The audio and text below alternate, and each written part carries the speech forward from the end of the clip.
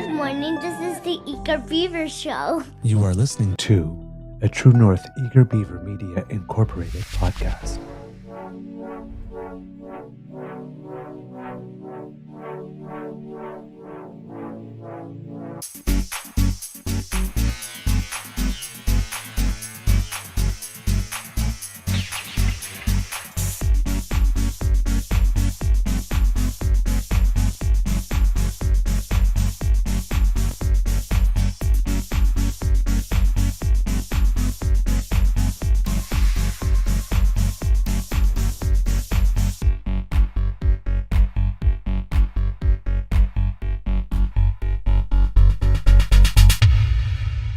True North Eager Beaver podcasts are proudly brought to you by our founding sponsors, the Miss V Mysteries from Corvid Moon Publishing, your source for science fiction, fantasy, and cozy mysteries featuring a broad diversity of characters. PsychicTarot.ca, book your tarot reading and unlock your spiritual journey.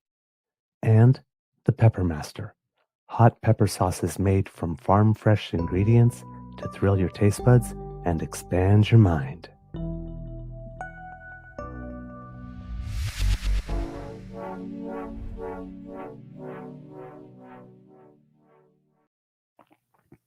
Well, good morning and hello, kids and cubs, and welcome to Season 5 and episode number 675 of the Daily Beaver Morning Show. 100% Canadian. Today, recording day is Monday, June 23rd, 2025. And as you can see by the sun on my face, it's a gorgeous day here at the Beaver Lodge. I am your host, the Eager Beaver, pronouns he, him, hey, Mr. Beaver A. And with me, as always, is my good friend, Mr. Grizzly. A big thank you goes to our podcast founding sponsors, the Pepper Master, the Miss V Mysteries from Corbin Moon Publishing, and PsychicTarot.ca. Got a packed show for you today. But before we go any further, Mr. Grizzly, how is your mental health doing today, sir? I think I'm doing pretty good. Had a doctor's appointment Friday morning, and we went over some stuff regarding both my mental health and my physical health. I have to go in for some x-rays and some ultrasound for my shoulder. But, oops, sorry. Very clumsy. I had told him how I fall asleep very easily, but I can't stay asleep. So he suggested augmenting my medication by taking it in the evening instead of in the morning for my anti-anxiety, antidepressant. So I've started doing that, and I think it's going to start to work. It's only been Friday, Saturday, Sunday, so 3 days. So it'll take a little while for the body gets caught up to it. But I think it might start to make the difference because I did wake up a few times last night, but I was able to fall back to sleep quickly. So this may be the cure for my inability to stay asleep. We'll see. Time will tell. It may or may not work. He suggested that we give this a go for a few weeks, and if it works, great. And if not, we'll look at something else. So yeah, I'm sleeping a little bit better. So that helps with mental health, of course, because your body has time to rest and recover. And it does take a bit of catching up to do because you've completely changed your cycle around, which sounds funny coming from a man, but it's true. And as a result, I found the last couple of days I've been very drowsy throughout the day. But as time marches on, I should be able to adjust to that pretty quickly. So yeah, I think all things being equal, the mental health is pretty good today. All right. For me, mental health is good, but sleeping has not been a problem for me the past few days because I went and got my COVID booster over the course of the weekend. And yesterday, my Beaver Sweetie was out of town. I thought, okay, well, I've got like 9 hours of quiet and uninterrupted. I'm going to be able to be super productive. It knocked the stuffing out of me. Oh, yeah? I slept all day. Pretty much, well, not all night because I'd slept pretty much all day, but even though I had slept all day, like I woke up at 7 o'clock in the morning on Sunday, and by 11 a.m., 4 hours, I had a bowl of cereal, read 4 newspaper articles, and that's it. Mm. I could read like a quarter of an article, and then I need to lie down now. Yeah, I know that feeling. So, and I still, even though I didn't sleep the whole night because I slept pretty much the whole day, I still slept some last night after sleeping the entire day. And I'm still hot and clammy and Mm. blah, and like Some days really slow up here. some days I find I'm tired just from getting up. Get up. Oh, I gotta lie down. I just got up. No, I still gotta lie down. So, uh, I was, I went to bed last night and I'm thinking like, I don't even have a show for tomorrow because I didn't get to read anything. And then, you know, Nothing happened this weekend anyway. yeah, exactly, right, and I was up earlier than normal today, so I was going through stuff, and it's like, "Oh my god, yeah, no, a lot happened actually." So I no problem having a show, and I had actually because Saturday, before I got the shot, I was busy, so, it's like, oh, I realized, "Oh, yeah, that's everything that happened Friday and Saturday. Okay, it's just Sunday I don't really remember." Yeah. I'm, Mr. Grizzly, you have a couple of, things because it was a busy weekend in the nation's capital. Yeah, this weekend we had, and I only attended one of the events, but there were 4 major events in Ottawa this weekend because it was National Indigenous Peoples Day. It was also a summer solstice event at Wesley Clover Parks in Canada, which is the west end of town, for those of you who might not be aware of Ottawa. It's an equestrian park, and they had a huge festival there. I did not attend because, well, I'm severely allergic to horses, Ooh. and all of the stuff in the field I'm also allergic to, so it's like, yeah, this won't be enjoyable for so I did not attend that, and then Mooney's Bay Dragon Boat Festival, which I usually Uh-huh. pop into because I Yeah. used to compete in that for Right. years. But since tearing my shoulder in 2017, I don't compete anymore, and I didn't I don't know. Saturday, was up early, took Lola out, had breakfast, and got ready to go. I was like, "I'm gonna go down to the thing," and I'm like, "Oh, I'll just do a couple of things around the house first." And I was like, "I need to lie down out cold for 2 hours." Hmm. Out cold for and I think it might have to do with switching my medication around. I don't know, but I was Mhm. out cold for 2 hours, so I woke up and I took Lola out for 3 hours, and it's like I'm not gonna go all the way down to Mooney's Bay with her because it's a long walk, Yep. and I Uber Pet is expensive, so we just stuck around the neighborhood and visited with friends and people and had a good time. But the other thing that had also occurred, so we had Mooney's Bay, we had in National Indigenous Peoples Day, we had the Escapade EDM Music Festival that took place on the grounds of the RA Center, right on the banks of the Rideau River, Right. next to Billings Bridge Shopping Center, which is easy to get to because it's a major transit hub. Right.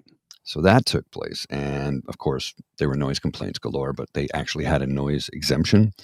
They could play music from 1 PM to 11 PM, and as long as they kept it under 65 dB in, when you get into a neighborhood, because Right. you're not super close to neighborhoods there. Right. Yeah, there was complaints, but they're not in violation. Yeah. Because Good. usually there's a lot of bass there on Yeah, those well, types and of things, right? house music, right? Yeah. EDM, so Avicii, House music all night long. Kygo. House music all night long. So and somebody says, "Why don't you go?" And I'm like, "Well, I would be the grandfather of half the people there." Yep. And I see them, getting ready to go, and you'll see the unique costumes that the men and women wear when they go. It's like, "Oh, yeah, they're going to Escapade. Yeah, no problem." And then, of course, the other event we had on this weekend that just kicked off was Jazz Fest. Yeah. And I was so tempted last night to go see Questlove from the Oh, Roots. yes. Yeah, he was playing just up the street here. 10:45 PM was the start time, though. Mm. That's awful late for me. Yep. Yep. On a school night. And I thought he plays Ottawa frequently, though. Yes, he does. He's here a lot. He likes it here. So, and he said as much. He likes playing here. So It's a I'll very see him. knowledgeable community in Ottawa for jazz. That's the thing. That's the thing. So he'll come back. It's not a big deal. He'll be back at some point in time. But yeah, I wanted to go, but it was like 10:45. Oof. And then I look at the budget and I'm like, I think I'll just sit it out. I can't afford it. Mhm. Gary Clark Jr. is playing on Wednesday. I'd love to go Ooh. see it, but I don't think I can afford him. I've seen him before. He's an amazing Yes. blues player, but he plays blues and jazz and rock and you name it. He's just they call him the heir to the throne, or the next one, because he's from Austin, Texas, Stevie Ray Vaughan's hometown. Right. So they're saying he's the heir to the throne for Stevie Ray, and his style is quite different. But man, can this guy play? If you get a chance, go see him. So Wednesday night, Gary Clark Jr. will be playing at the Jazz Fest. just up the street from me. That's the part that kills me. It's like it's right there. I could go stand by the fence and listen, Right. which maybe I'll do. I don't know. Well, speaking of jazz, the former U.S. ambassador to Canada, Mr. Bruce Hemans, Mhm. probably the best ambassador they ever sent us, was really, really happy because he was going to see Diana Krall in concert a Is couple she days in? ago. I don't think she's in the Jazz Fest, though, is she? No, she's not in the Jazz Fest. Oh, okay. No, I no, was no, thinking. he's the former ambassador, Yeah. right? So he's in the States. So he was stateside, but he was like bragging, yeah, like going to see Diana Krall. Hey, Canada. So Okay. Yeah. it's like enjoy the show because she's really good in concert. If you've never had a chance to see her, she's Still just haven't seen her live. I have several of her recordings, but I've not seen her live. the live shows are just great. Oh, yeah. I mean, it's not like she's jumping up on the stage or whatnot. She's Diana Krall. She's Jazz. pretty chill and cool, right? Jazz. But it's just the whole vibe. Mhm. Everybody in that room is just they're all there for her, like, Oh, yeah. and she gives back. So it's really nice. Um, so yeah, and then there was something else you mentioned that. Oh yes, um, unfortunately, there's a little bit of sad news. John McCallum, if people remember him, was a minister in, I believe, uh, mostly Chrétien's government, maybe a little Mhm. bit in Trudeau's as well. Passed away. Yeah, he At was only 75. It sounds funny when you get to a certain age and you say, he was only 75. Well, that's only 18 years away from me. So, yeah, he was only 75. That's still not that old. exactly, former ambassador of to China as well. Um, but yeah, passed away. Uh, referred to as a veteran of good humor and grace. Mm. Said. So this was confirmed by his family. A statement said he passed away peacefully Saturday, surrounded by family, survived by his wife Nancy and 3 sons and 6 grandchildren. Prime Minister Mark Carney on Sunday called McCallum an inspiration, a mentor, and a friend. Quote, John served Canada and academia with great distinction, helping us to find solutions to our biggest economic challenges, devoting his invaluable insights to the service of Canada's democracy and diplomacy, and always doing so with good humor and grace. His career spanned decades of public service and private sector achievements, earning him respect from politicians on both sides of the aisle. He was first elected to the House of Commons to represent the Greater Toronto Area riding of Markham in 2000 and went on to serve as a cabinet minister for 3 different Liberal prime ministers. His portfolios included national defense, veterans affairs and immigration, refugees, and citizenship. His time in politics was followed by a career that included stints as the chief economist at the Royal Bank of Canada and the Dean of Arts at McGill University. He headed up the faculty at the same time his future boss, Justin Trudeau, was actually a student there. The former prime minister issued a social media post on Sunday in which he called McCallum, quote, a friend who helped Canada navigate, quote, some of its most challenging times. Quote, I will never forget how, as a cabinet minister, he helped me as a new prime minister steer the government through the rapid resettlement of tens of thousands of Syrian refugees. He made it happen despite real challenges in an unpredictable time. McCallum was also Canada's ambassador to China from 2017 to 2019, but resigned at Trudeau's request after wading into controversies surrounding the arrest of Huawei executive Meng Wanzhou in Canada. McCallum's 2019 comments to Chinese language media in Canada appeared to offer credence to Wanzhou's claims that the arrest was politically motivated, running counter to the Canadian government's stated position at the time. He later said that he had misspoke. Trudeau had never offered a reason for McCallum's dismissal. Dominique Leblanc's Minister of Intergovernmental Affairs recalled in a social media post starting his career in Parliament Hill at the same time as McCallum. The pair were seatmates in the House of Commons, launching what would become a 25-year friendship that Leblanc said he would always cherish. Quote, John served his country with intelligence, dedication, and kindness. Even Conservative MP Michelle Rempel-Garner shared her memories of McCallum when she was the shadow minister, well, actually not shadow minister because those are not a thing, when she was the parliamentary critic to his immigration portfolio. She said the pair formed, quote, the best type of government opposition relationship, and though they did not necessarily like each other, they had mutual respect. Quote, John respected Parliament in a way very few serving still understand. Tonight I raise a glass to him. Rest well, John. Tim Hodgson, Canada's Energy Minister and MP for Markham Thornhill, issued a statement on social media marking McCallum's legacy in the riding. Quote, he served with integrity exemplifying the very best of Canadian values. I hope to honor that legacy by serving the people of Markham Thornhill with the same grace and dedication he brought to public life. His relatives say they remember him as a loving and kind family man with a witty sense of humor. They also thanked Credit Valley Hospital in Mississauga for his care. So, yeah, John McCallum. And You've been out of the spotlight for a few years now, huh?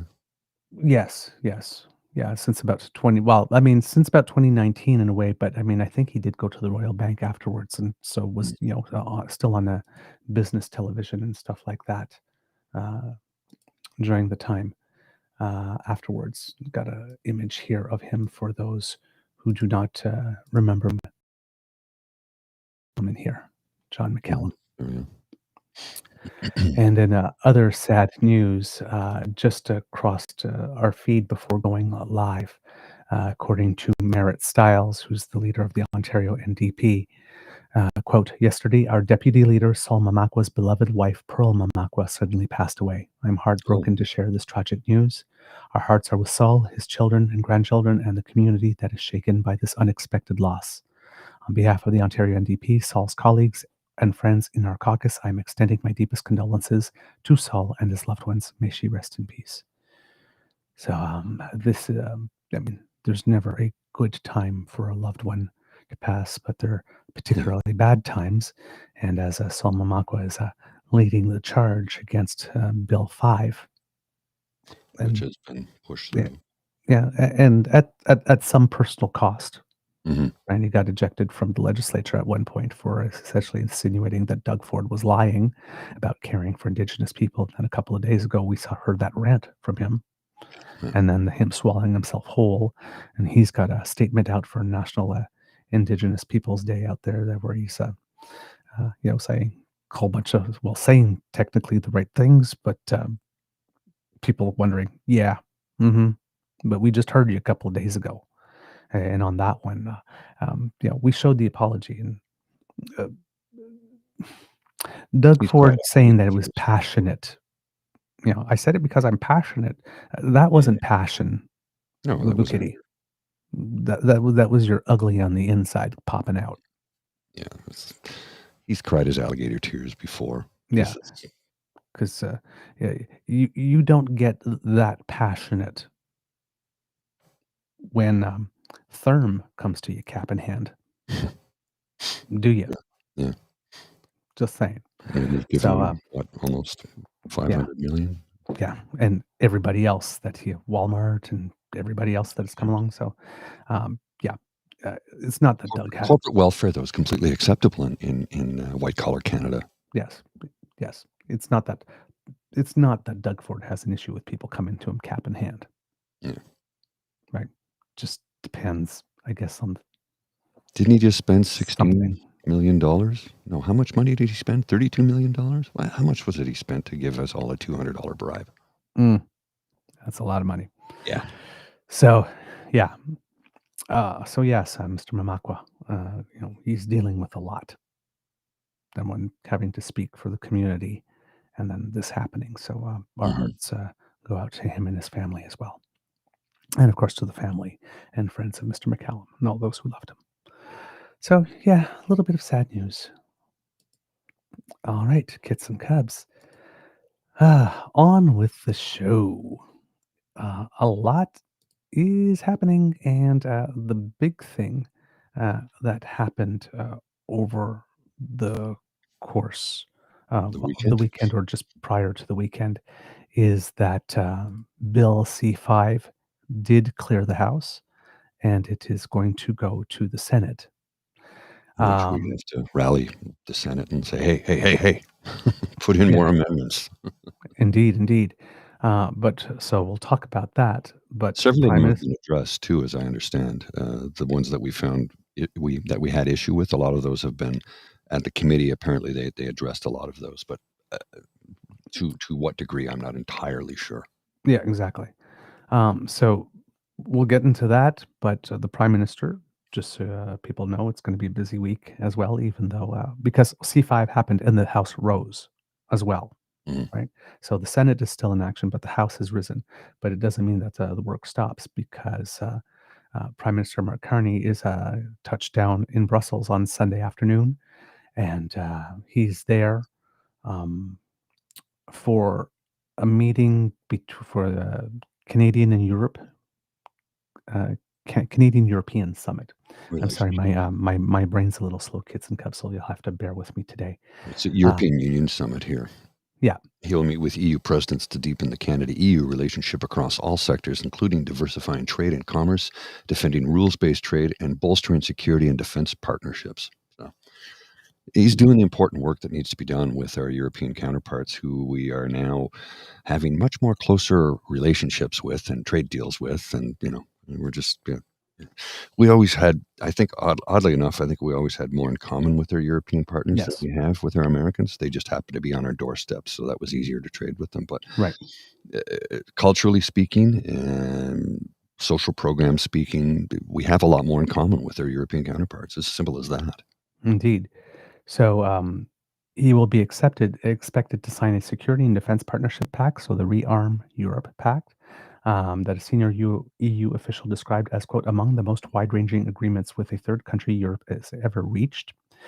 Quote, in a briefing to Canadian European reporters on Friday, a senior European official said there will be two main outcomes from the summit: a joint statement that expresses views on global issues such as conflicts in Ukraine and the Middle East, as well as the signing, I mentioned again, of the EU-Canada Security and Defense Partnership Agreement, the Wire service reported last week. The agenda for the summit posted by the European Council says the Security and Defense Procurement Agreement will allow Canada to join a European loan program for joint defense projects, although Canada will have to negotiate a bilateral agreement with the European Commission to begin discussions with member states about procurement opportunities. And then later this week, Prime Minister Carney will join NATO counterparts for the much-touted NATO Summit, where everybody will be discussing moving from 2% to 5%. Again, that's not a full 5% on defense. They're proposing 3.5% on defense and 1.5% on related infrastructure, which hasn't been very clearly defined to me yet, but it seems Mhm. that part Canada won't have trouble reaching. We're pretty much already there based on what it is that we spend. So we'll be going from the 2 to the 3.5% on pure defense spending. That will be the biggest challenge, because right now we're going from about 1.5 to 2 in just this calendar year, trying to get an extra $9.3 billion out the door. And getting the dollars out the door has been a big issue for us. So, but they'll be talking about that. And at least when it comes to that, there's a little bit of how would I say, uh, relief, I guess, with regard to that, because last week Portugal had also announced it would reach 2% by the end of the year, which makes it such that all 32 members of the alliance will now be at 2% for the end of the year. And at the start of this year, there was 8 nations of the alliance that were not there, according to Secretary General Mark Rutte. So all 8 of those nations decided in this year that they would reach the 2%. Canada will get there 11 years after making the commitment initially. And the Secretary General also applauded Canada's idea of joining the ReArm Europe movement in order to develop the defense industrial base. He says that within 5 years, Russia might have the capabilities to attack NATO. So it's really important that we raise that amount. And so did the former Secretary General Rasmussen in an interview, stating that this was probably important in making the same claim that Russia, which should have the capability to directly attack a NATO country relatively soon. He also expressed concerns about China's growing military capabilities, and therefore, if we might have to protect ourselves on more than one front, it might be all the more important that we get there. Mhm. The Secretary General did not express dismay at the fact that he did not get to meet um, Trump at the G7 in Kananaskis, because there was going to be plenty of opportunities for them to meet, just a week and a half later or so at the summit. With regard to that, Ukraine's going to be on the docket, and Canada announced an extra during the G7. Canada had announced an extra $2 billion for military equipment like drones and ammunition and armored vehicles for Ukraine, and an extra $3.3 billion of loans for the government to help rebuild infrastructure and public systems, as well as the new sanctions package on Russia. So with all of that, uh, Canada is going into the NATO meeting on pretty good standing, but of course, we're just getting to that 2%, and now we're looking to talk about 3.5, and that there are some nations that are already there, right? Like Poland is already there, and Germany is pretty much made it very clear that they will be arriving there. But there are other nations like Spain, for example, who are just saying, 5%, really? You Well, sure? Because Spain's got people within the government who's like, we got to get the hell out of NATO because we're going to get dragged into a war with Iran and Israel and the U.S. and we want no part of this. And there was a minister of, I can't remember. I was ranting about this yesterday. And I listened to what she had to say, and I can't disagree with what she said. She says there's two countries involved in this war that have nuclear weapons. Israel and the U.S. The U.S. is the only one to ever use a nuclear weapon. Right. Iran does not have nukes. Right. So who's the good guy in all of this is the question. One has to answer now. We can't forget that Iran is in the region, the biggest state sponsor of terrorism. Correct. So I mean, we're not giving them a pass. There are no angels. No. I remember reading something saying, like this, when America leads with strength against tyrants and stuff like that. And it's like, do you realize that all 4 nations involved with this are led by tyrants right now? Yes. It's like, I mean, come on. Israel's led by a tyrant. The United States is led by a tyrant. Iran is led by a tyrant, and Russia, who's in the back. Russia, Russia's in the background, who's a really good friend with Iran, and Iran has been supplying Russia with drones for what it's doing in Ukraine, is a tyrant. Yeah. So there are no angels here. It's like the tyrants are all at war with each other. I was like, and I just want to go not our circus, man. Well, and what Linda points out, Trump could easily invoke Article 5 if Iran attacks anything U.S. related after all his dissing of NATO. And it's not incorrect because they have so many bases built around that area. One rocket launch on any of them, and that's it. We're in. Yep. So over the first 3 months of this year, about $23 to $24 billion have been pledged to support Ukraine by all NATO members, which is a bigger amount than the first 3 months of all last year. So that's good. That's good. All right. So the Prime Minister. Well, just before we get to that, I wanted to share an image for you real quick because it relates to what we just spoke about. Thought I would share this image. Yes. It's just a picture of Kamala Harris saying, if we elect Trump, we will be at war within 6 months. Okay.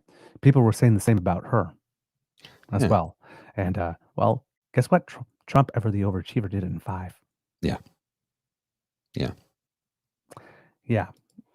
So for those of you who are of different generation than myself, hey, millennials and Zoomers, or Gen Z, who are dealing with your first bout of World War III panic, find yourself a Gen X friend to see you through it. We spent the entirety of our childhoods prepping for nuclear war alone while eating Pop-Tarts cold from the foil. We got you. Yeah. Yes. I think we were taught to hide under our desk. Well, our parents were taught that too. Yes. Duck and cover. They actually went. So I remember when Duck and cover. The Canadian documentary film called "If You Love This Planet," which won an Oscar in 1983, I believe, 83 or 84, was all about nuclear Armageddon. And that film said, "Duck and cover does nothing. It might make you feel good for 2 minutes, but it won't protect you from anything." So Gen X is well versed on this sort of thing. Yeah, it was 1982, and If You Love This Planet was a National Film Board production, by the way. Again, go Canada. All right, kids and cubs. So C5 cleared the House, and it's a big event because it is a signature policy and signature plank of the platform of this current government. And as you know, there are some controversies around it, as we mentioned before over the course of the week. I think my personal stance. I'm not particularly happy with the process. Mhm. Even though the goals, I support the goals and the objectives, I'm not particularly happy with the process. Now, a lot of people say, again, we've heard all the things, well, they were elected to do this, and this was, I understand they were elected to do that, but they weren't elected to do it any which way. Mhm. And I'm a big believer that good process is not more or less important than the end result, but just as important. So, how you get there is just as important as actually getting there. I'm also not clear after all of the amendments, and I am clearer on the amendments. And thank you, those of you in the audience of the DAMFAM who referred us to the National Observer article. Was able to go read it and found out more. I'm still not sure if there's that thing in it that ultimately at the end that says that even though there's all of this, um, it still relies up onto one person who can say, yeah, those environmental rules, yeah, we're not going to do that this time. Mhm. So I have the feeling that that's still there. And to me, that's a problem still. Well, the Liberal committee members opposed these changes, and the Conservatives abstained. Yeah, that's the other thing is that some of these conservatives in their strong leadership, um, Didn't even bother to show up. well, not show up. They Yeah. were there, but they decided, you know what? We're not going to take a position on this one. We'll just abstain and let it happen. And it's like, oh, yeah, thanks. Kind of the same as not being there, though. I mean, really, Yeah, we're not going to voice anything about this. We're just gonna, but it's do like nothing. it suits them well, but they don't want to be seen voting yes on it so that nobody can bop them on the nose with a rolled up newspaper later on saying, you voted yes for this. So, but knowing it will pass. So it's a de facto yes, right? They just don't want to get any of the dirt on their hands. Mhm. So again, from a party that keeps on presenting itself as a government in waiting, not wanting to take leadership and owning their decision, Pretty it weak. doesn't inspire confidence. I mean, Mark Carney, say what you want, and I'll like this as much as I'm not happy about the process, he's owning it. Mhm. Yeah. But the conservatives are just like, yeah, let's just not record this vote. Well, that was the same thing very much with Pierre Trudeau. You might not like what he was saying. You might not like what he proposed, but he owned it. He owned Yeah, it. he You did. knew he was the man in charge. There Right. was no mistaking it. He didn't politic, right? And because Mark Carney is very diplomatic, because he's a businessman and a banker, he's not a politician, not a seasoned politician. He's a politician now, but I mean, only for the last, since what? 6 months or so. Yeah, barely Yeah. even. Yeah. So he's going to do things quite a bit differently. And he's 60 years old. So you don't turn on a dime and suddenly start listening to sycophants and consultants who tell you the things that you want to hear. He's going to say, "Tell me the things I don't want to hear." Hmm. I don't think he's the kind of guy to say that, puff up my ego. I Yeah. think he's more of the guy who said, "No, tell me what people are saying. I want the truth." Yeah. But he's also, if I'm asking you to tell me what they're saying, you better be prepared and have the full information, Yeah, or I will rake you over the coals. because I will find out, and you Yeah. will pay. So, according to the National Observer, Federal Standing Committee on Transport Infrastructure and Communities passed 23 amendments to Bill C5, and so it makes it better. Hmm. It does make it better. Along with removing federal barriers to internal trade, Bill C5 would allow the federal cabinet to conditionally approve projects it deems, quote, in the national interest before regulatory processes take place and enable cabinet to exempt those projects from many laws and regulations. If passed in its original form, the bill would also empower Cabinet to override any laws passed by Parliament, like the Criminal Code or Species at Risk Act, for example. Some of that power has been curtailed after opposition MPs carved out some exclusions and checks on the powers it would afford the federal government, but Bloc Québécois MP Xavier Barcelou Duval is not satisfied. Quote, the bill is less problematic than it was, but it's still not a good bill for sure. It's not a good deal for the environment and Canada, which is kind of really interesting to see a Bloc Québécois MP say it's not a good deal for Canada. Yeah, that is interesting. Yeah. The Bloc and Conservatives amended the bill to curtail Cabinet's power, naming 16 laws the federal government could not override. And with that, kits and cubs, the list that I read on Friday, it seems that all of them passed. So just to go over them with you, it's the 16 that were exempt. I think it was, let's see, yep, were the Access to Information Act, the Canada Elections Act, the Conflict of Interest Act, the Criminal Code, the Foreign Influence Transparency and Accountability Act, the Investment Canada Act, the Lobbying Act, the Official Languages Act, the Use of French in Federally Regulated Private Business Act, the Indian Act, the Auditor General Act, that one's pretty important, the Extractive Sector Transparency Measures Act, the Railway Safety Act, the Trades Union Act, the Explosives Act, and the Hazardous Products Act. But every other act that's passed can be overridden. And that leaves a lot of them, kits and cubs. Quite a bit, yeah. I mean, this is a good list. It's not long enough. Yeah. The NDP and Green Party also opposed Bill C5, but only the Bloc Québécois gets a vote at committee meetings because the other two parties don't have official status. That didn't stop Green Party leader Elizabeth May from attending virtually to speak to her amendments. No NDP MP was present for the clause-by-clause debate and votes. Another amendment passed by the Bloc Québécois and Conservatives prevents the governments from designating projects for fast-tracking when Parliament is prorogued or dissolved. Good, because that can't be snuck through. Environmental lawyers, including West Coast Environmental Law's Anna Johnston, criticized the bill for lacking transparency. Opposition MPs made some gains on this with a series of amendments that will require more information about listed projects to be made public in a timely manner. Many of these amendments, particularly those that increase transparency, are a step in the right direction and could, quote, go a long way towards improving government accountability to voters, Johnston told Canada's National Observer in an emailed statement. However, Cabinet would still get sweeping powers to declare when and for whom laws apply, which is troubling, she said. Additionally, now, if a project has not been substantially started within 5 years of being listed, the document expires, according to a Bloc amendment. Prime Minister Mark Carney has said no project will be imposed on a province, but this is not spelled out in the bill, and the Bloc Québécois are not willing to take Carney at his word. The party tried and failed many times to change the bill's language to explicitly require Quebec's consent for any project within its jurisdiction. I don't know why they didn't just say provincial in that one, given it is a federal act. But again, had they succeeded with Quebec, then every other province could have made the claim, because why Quebec and not us in the act? Quote, the thing that was the most important for us is not in the bill, Barcelo Duval said after the meeting concluded. The Liberal committee members opposed these changes and the Conservatives abstained. So that's the one on which the Conservatives abstained.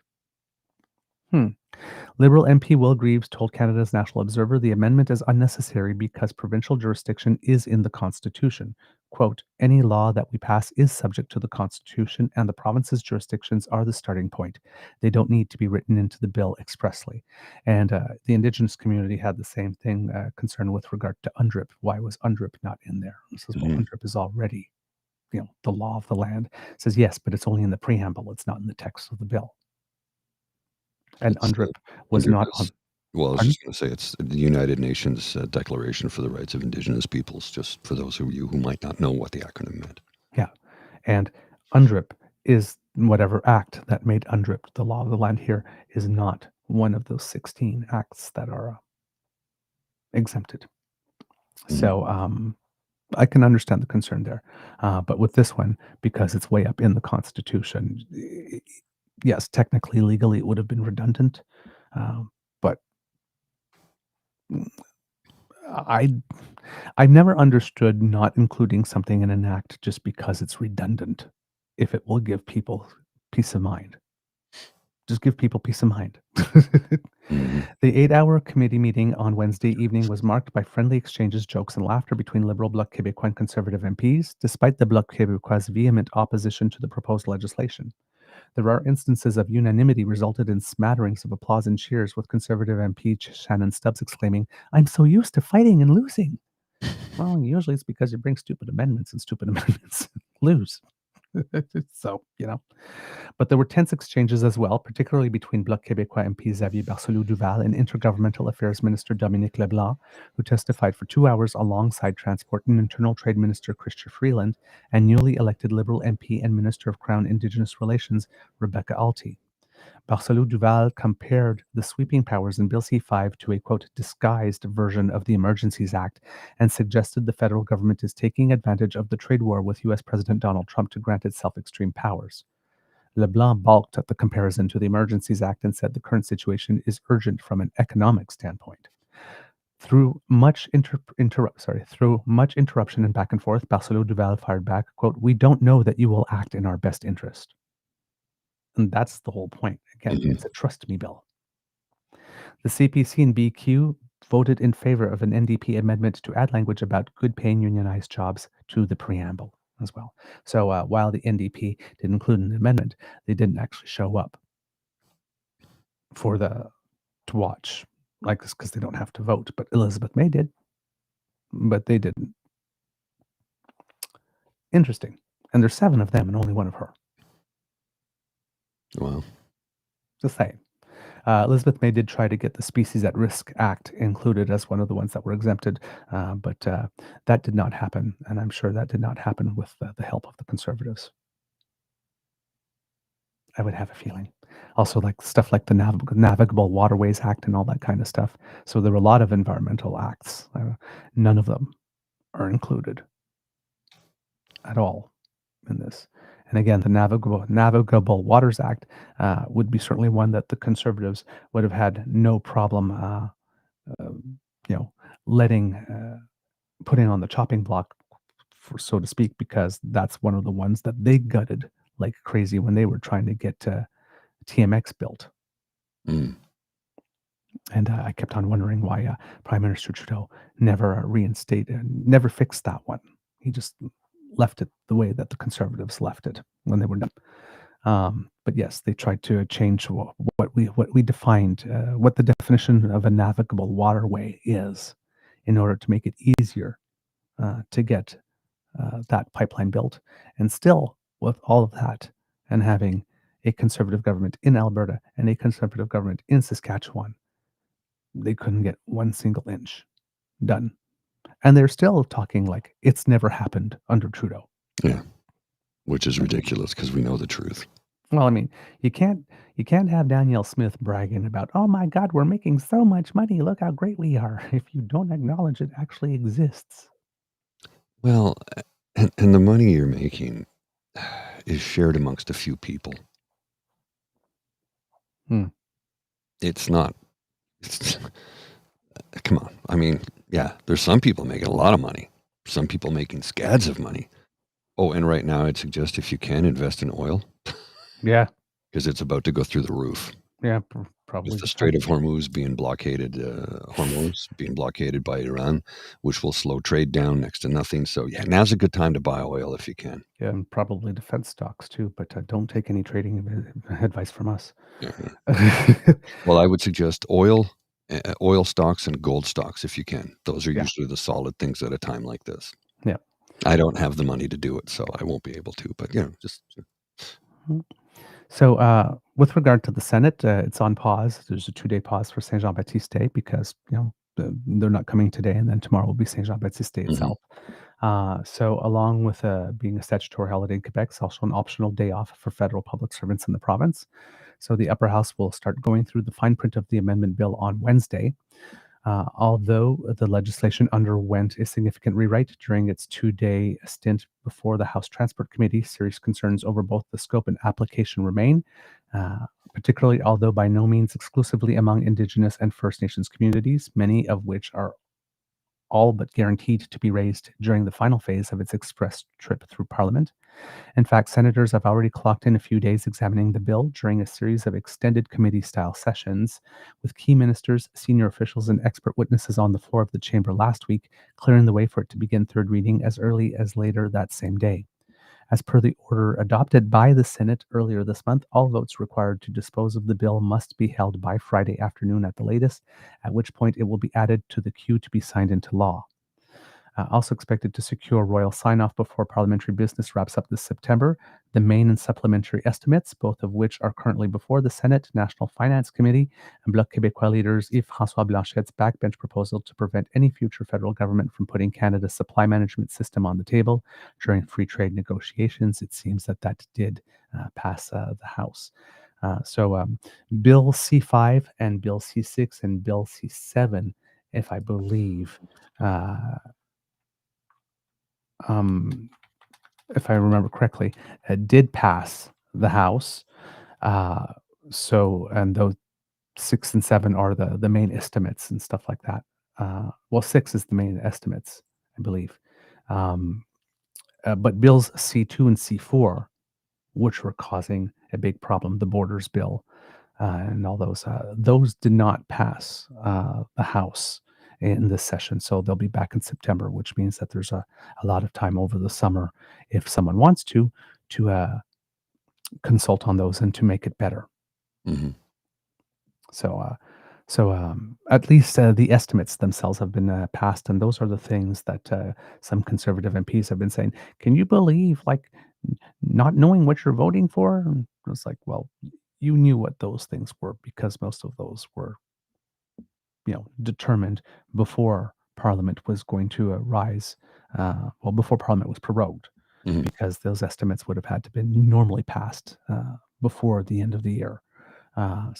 They happened a little later this time around, but these are the things that every MP knew exactly what they were voting on.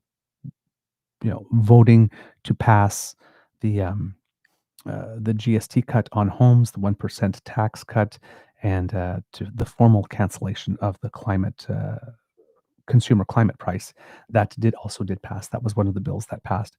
Those were the things with the Conservatives, if they were saying, well, yes, we're going to vote for these, but it's going to cost some money in the future, and we don't know how that affects the budget. On that one, they had a legitimate point, but not with regard to the estimates. Everybody knew what the estimates were. So the estimates passed, and so did, like I said, the 3 tax cuts that the Prime Minister said he wanted to have passed by July 1st. Those did pass as well. So pretty good amount of accomplishment for a short session. Mm-hmm. On the part of the government. Didn't get everything they wanted because they had hoped that C2 and C4 would pass as well by this time, but they were just way too problematic. Way too problematic. Hopefully there will be more work done on them over the course of the summer, so when we come back in the fall, then at that point, they'll be up for a serious rewrite and then go to committee at that point. All right. So the Prime Minister, Mr. Grizzly, will get the clips ready, had a press conference after it passed, and I watched it, and I'm not going to show all of it. I'm just going to show 2 clips from it. But the Prime Minister, I think, without saying it out loud, is very, very, very aware that how this happened is a big problem with regard to the relationship that Canada has with Indigenous communities. Because the near entirety of everything he had to say afterwards was explicitly touching on that issue. So, as someone who worked in this field, when you pass a bill like this, you're normally touting how great and how wonderful it is and everything that's going to happen. Here's what we're going to do next and all that kind of stuff and all the opportunities it opens. And there was a little bit of talk about that after that. But first, right, he was talking about how the concerns that Indigenous Canadians have raised with him. And there was basically, he talks for about 10 to 15 minutes, and then there's a Q&A session or something. There was easily about 7 minutes of that time that was dedicated specifically to the Indigenous question, and then a lot of the questions and answers as well. And in that, he shared his time with the Minister of Indigenous Services, Mandy Golnasty, which is rare. because usually when a prime minister has a big achievement like this, the prime minister usually takes the entire spotlight. Mhm. But he decided that he needed to share his time with the Minister of Indigenous Services, who happens to be Indigenous, to get the point across that, like, you really can trust us on this. So, Mr. Grizzly, if you would. Through Canada's United Nations Declarations Act, federal laws are to be in alignment with UNDRIP and therefore respect the principle of free, prior, and informed consent. It's the right thing to do. The Major Projects Office, created by this bill, will have an Indigenous Advisory Council whose core function will be to honor Section 35 rights in the implementation. It will have First Nations, Inuit, and Métis membership and regional representation. We've already announced additional funding to support First Nations, Inuit, and Métis coming to the table to participate and to enhance capacity building in this new process, from participation in negotiations to project selection and development, and continuing to support those groups with nation building. I thank the ministers, Indigenous caucus, and leadership from across the country for sharing your perspectives and your sincere openness to getting this structure right. We all agree that more fulsome conversations are needed to select the nation-building projects and to determine the conditions that they must fulfill. In other words, the real work begins now. We will have those. Indeed, we must have them because the bill requires them. It takes time to build trust and to build shared leadership. That means building an economy where Indigenous communities participate fully in the national economy, where Indigenous microeconomies are not isolated but integrated into large-scale projects that connect communities to the national economy, creating more jobs and greater prosperity for all. That's why the first thing we will do to launch the implementation of this legislation in the right way is through full-day summits with First Nations, Inuit, and Métis rights holders, leadership, and experts. To that end, I will be meeting with First Nations rights holders on July 17 here in Ottawa, Inuit leadership in late July, and Métis leadership soon thereafter. I'll attend these meetings alongside the responsible ministers, which will include working sessions and public roundtables.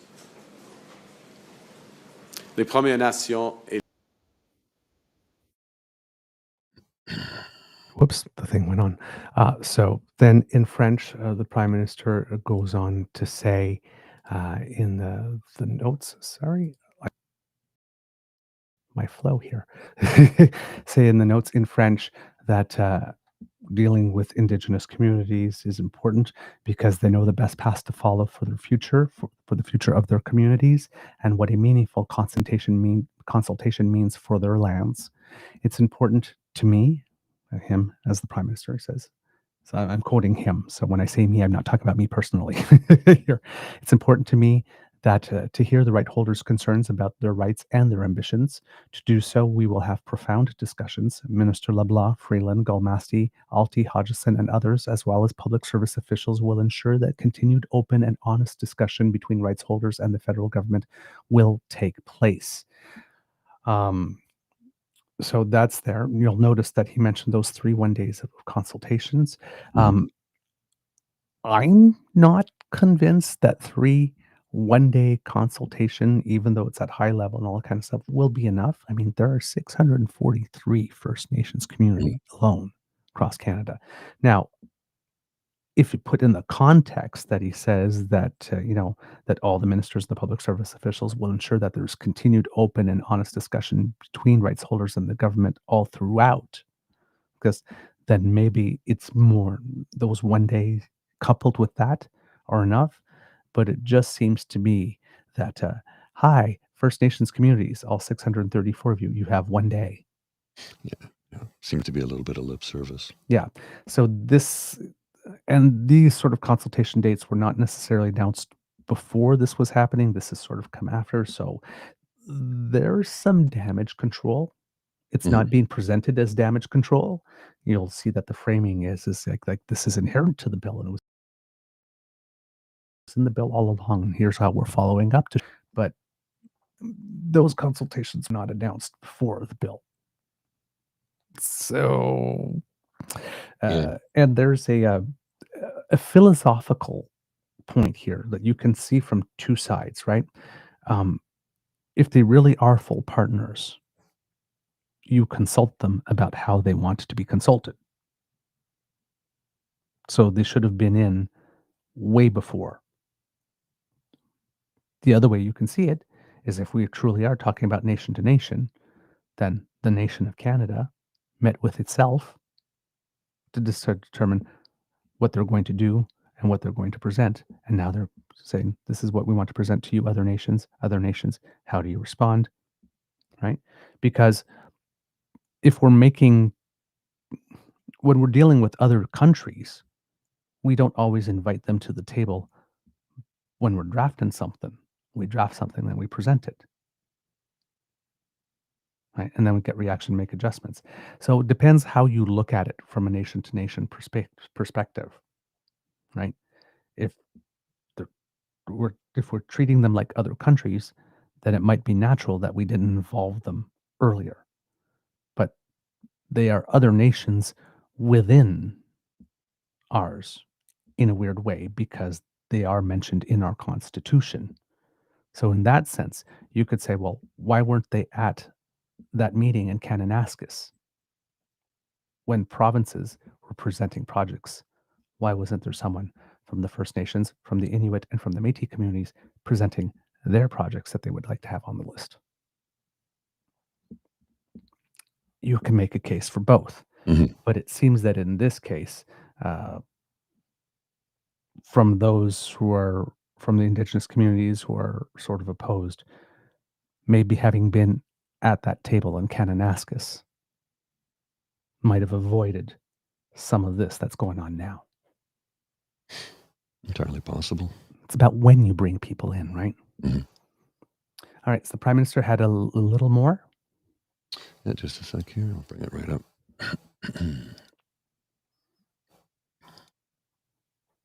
Consultation, cooperation, engagement, participation are at the heart of this bill, C5. That is how we build our nation. Being a reliable partner to Indigenous peoples is not just about upholding the duty to consult. It's about enabling the creation of long-term wealth and prosperity for Indigenous peoples through full equity ownership. That's why we've already doubled the Indigenous Loan Guarantee Program from $5 billion to $10 billion, enabling more Indigenous communities become owners of major projects. As Bill C5... All right. So just that little, that's the point at which he moved to talking about more in general, how this will benefit the country. But in there, again, trying to make the point about consultation and whatnot being at the heart of this bill. So he talks a little bit for a couple of minutes about how this will affect all of Canada. And then that's where that conference normally would end, and he would throw for questions and answers. But before he does that, Andy Galmasti. Let me just bring it up here. Merci. And I would now like to ask Minister Galmasti to say a few words.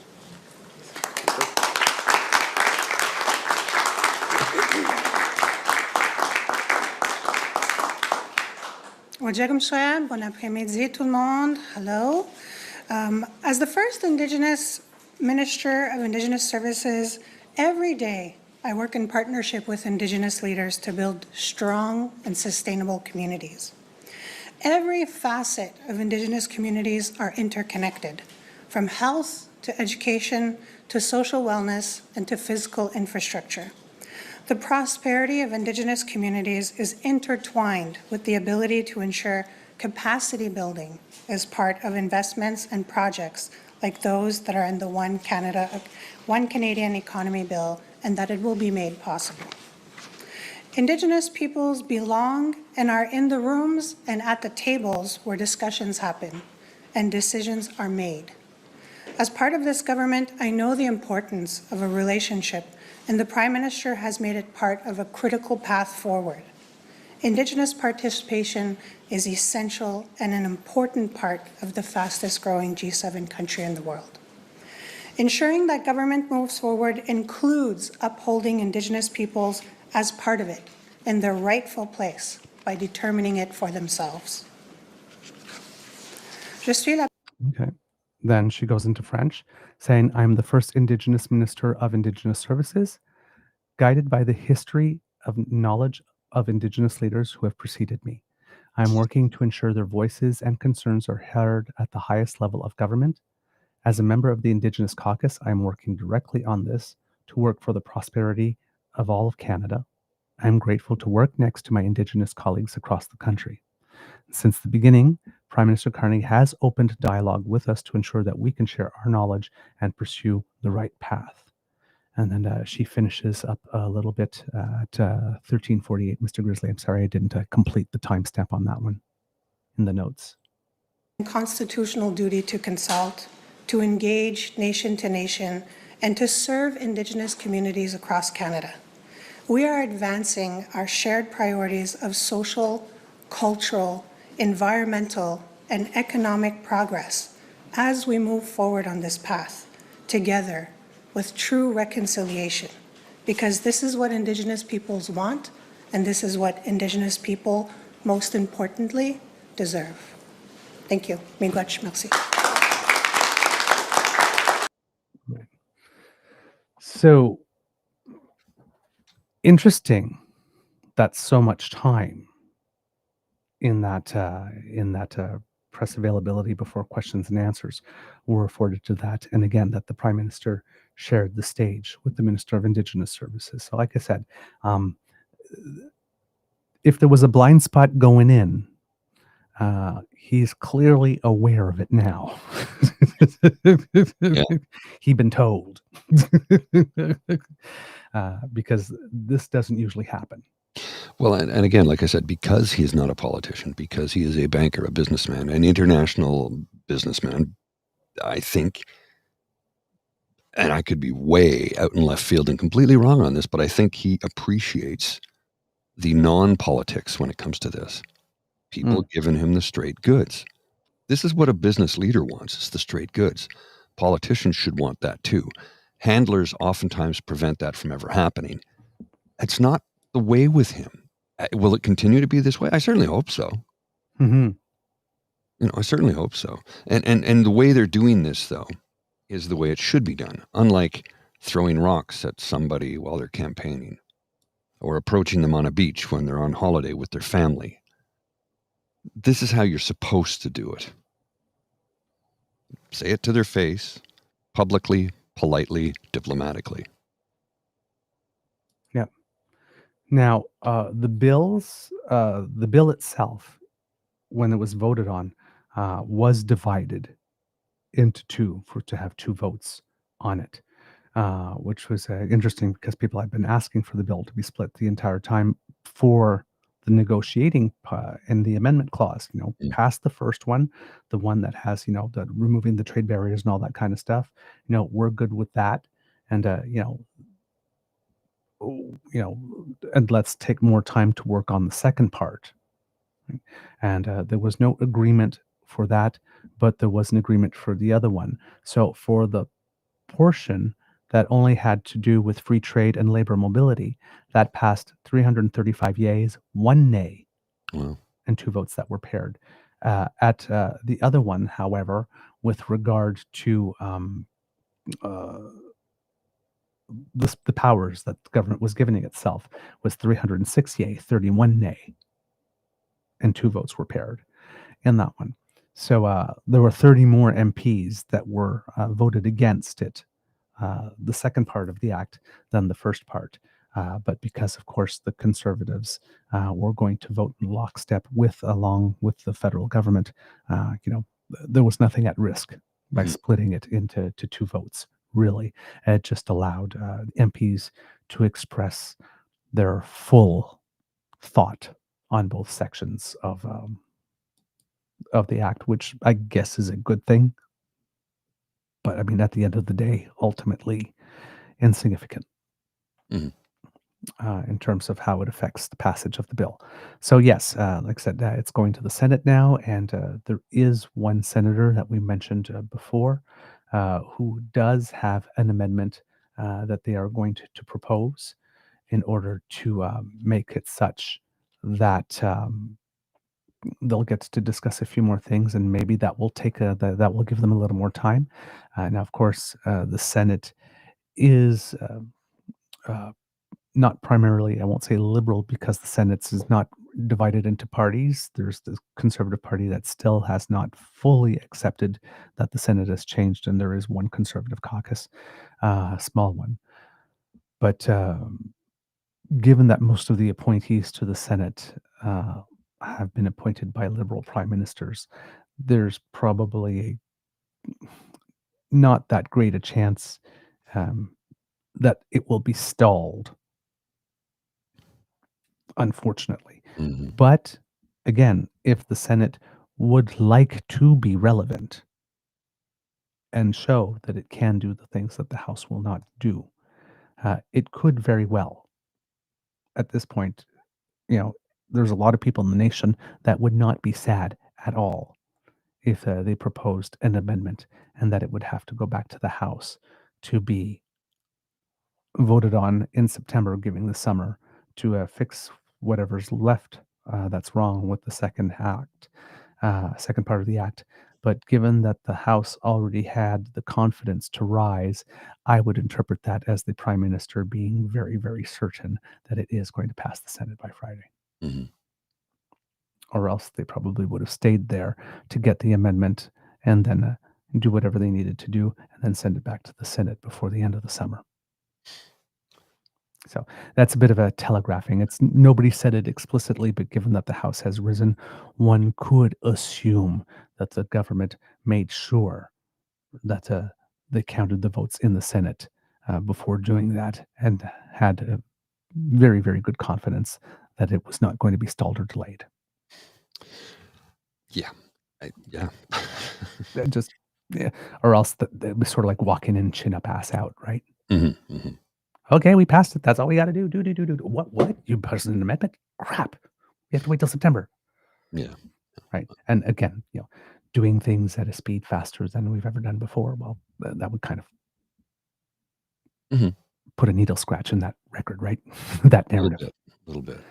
So, I do have to go. oh, okay. It's 8:30. I have to go. Just before I head out, though, I Yes. wanted to share very quickly something that just came across my feed, and it relates to a comment in the chat earlier where I said we should look at investing in oil and gold right now if you can. And Saucy Sea Witch said, I'm looking at investing in food. Well, this from MSNBC, multiple Texas farms shut down after almost 100% of the workforce vanishes overnight. Yep. That, my friends, we told you that would happen. We told you that would happen. It's Mhm. happening. Farms are shutting down because they've got nobody to pick the crops. Yep. And I think we added to that, if you really want to drive it home to the American people, that your bill is not great, wait until you can't find produce. Well, once you can't find produce, right? Number one. Number two, beef is going to be astronomically expensive if you can get it. Mhm. Who's going to clean your pools and your yards and do your yard work? Who's going to take care of your children? Who's going to take care of hotels and restaurants? And you're getting rid of all the people that make your country work. You're biting off your nose, not cutting it off. You're biting off your own nose to spite your face. Mhm. It's unbelievable. We said this was going to happen. It's happening in real time. Yeah. Yeah, yes, Lori Sue. It's not just in Texas; it's all over the country. I do know that. That was the feed that came across. So, Yeah. but I've heard it's happened. California is getting hit really hard right now. Yeah. Mr. Grizzly, we're going to talk about Iran a little bit later on the show, and I know you had like one or two thoughts that you wanted to express before, so I'm just giving you the opportunity before you have to go. Well, it's funny how Iran does not have nuclear weapons. There are two countries involved in this that do have nuclear weapons, and one of them that's used them. Who's the tyrant here, right? This is not good. I don't have. Look, Iran is not innocent. Iran, I should say, they are not innocent, but they are nowhere near ever having a nuclear weapon because, according to Bibi Netanyahu, they've been 2 months away or 2 weeks away from having a nuclear weapon for 33 years. He's been saying this for 33 years. So he gins up an idiot president who isn't very intelligent, clearly, and has him attack them with stealth bombers. I think they use 7 of the 22 that they have. They're valued at $2 billion apiece. Look, folks, I can't tell you how to think on this one because I don't know what to think on it. Sorry, Lola. I do know this. Yes, scary times. And you're right, Christian, this has nothing to do with nuclear weapons. Iran is nowhere near getting close to having a nuclear weapon. They don't have the computational power, the manpower, the engineers, or the experience to do it. It's not happening. It would take decades before they're ready because it's been 33 years. And why are they enhancing nuclear uranium? Because they know they're running out of oil.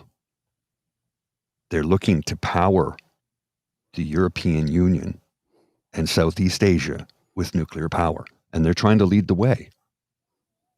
Are there people involved that have nefarious plans to try and enrich uranium to make bombs? I'm sure there are.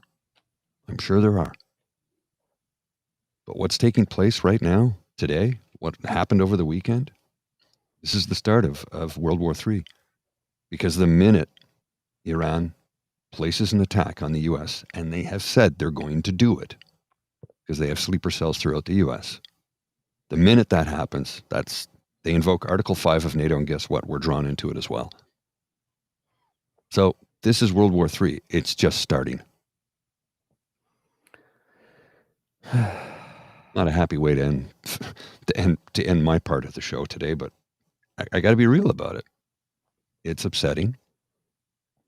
Don't let it get you down because there's nothing you or I can do to change it. There's nothing we can do to change it. So just go about your day as best you can. Remember to breathe. And you'll be okay. Yeah, Yeah, so this is where the price of oil goes up. Strait of Hormuz is being shut down by Iran. The Iranian parliament voted to close it. And I'm like, yeah, I get it. I understand. Yeah. You use what leverage you have, right? Yeah. It's going to be a hot mess. Well, Jon Stewart on the Daily Show highlighted 30 years of Netanyahu saying they're 2 months away or 2 weeks away from a nuclear weapon.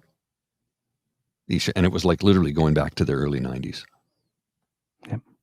So he's been wanting this all his life. Yes. All his adult life. So. Well, and he wants this war because that means he gets to stay in power forever. And out of jail. Yes. Trump wants this war because he can stay in power because if there's a war ongoing, they don't hold an election.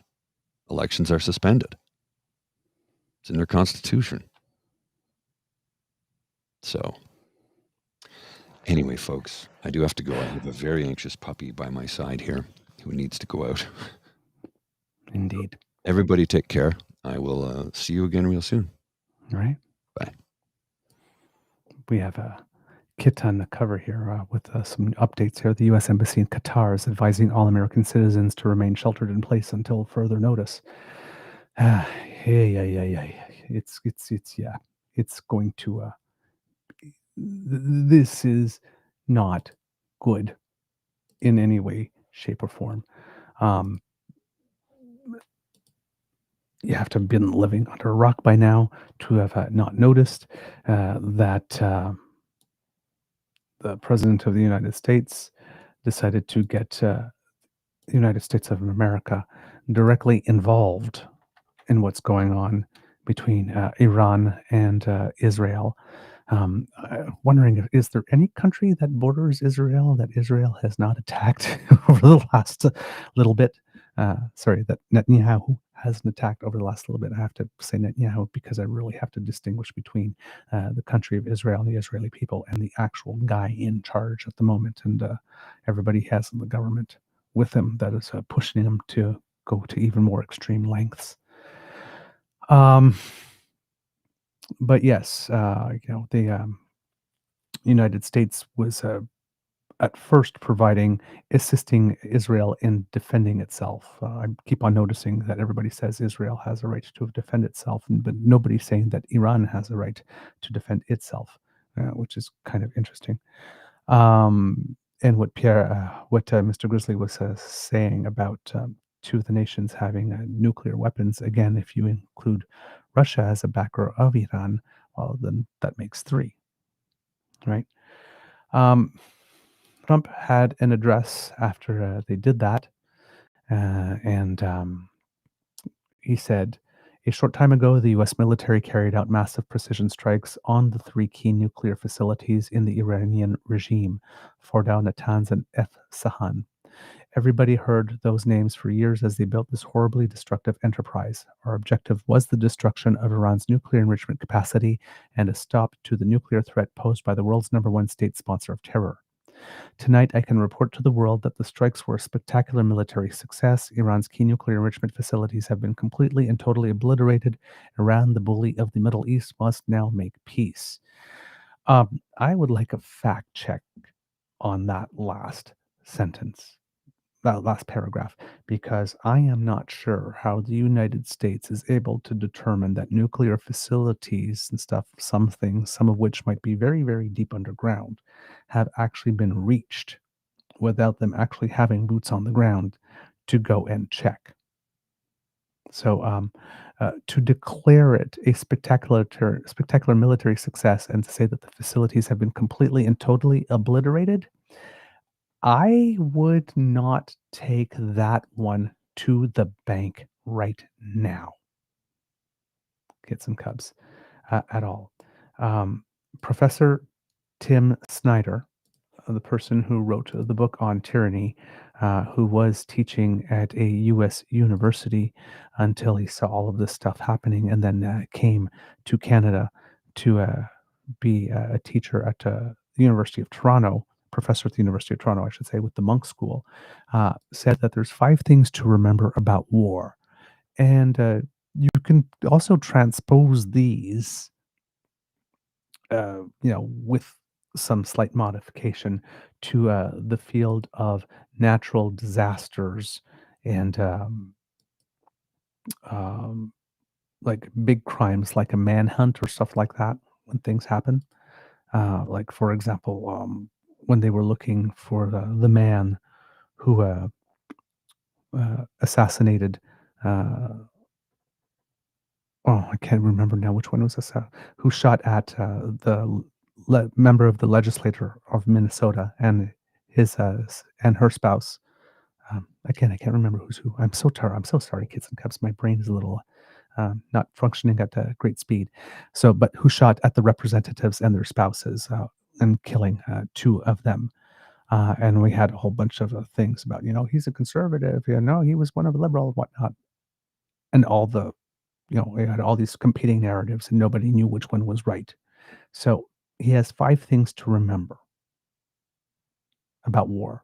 1, many things reported with confidence in the first hours and days will turn out not to be true. 2, whatever they say, the people who start wars are often thinking chiefly about domestic politics. Everything's been completely obliterated. It was a spectacular success. We got it all on the first try, though we have no boots on the ground to check. 3, the rationale given for a war will change over time, such that actual success or failure in achieving a named objective is less relevant than one might think. 4, wars are unpredictable. 5, wars are easy to start and hard to stop. So, things to remember with regard to that.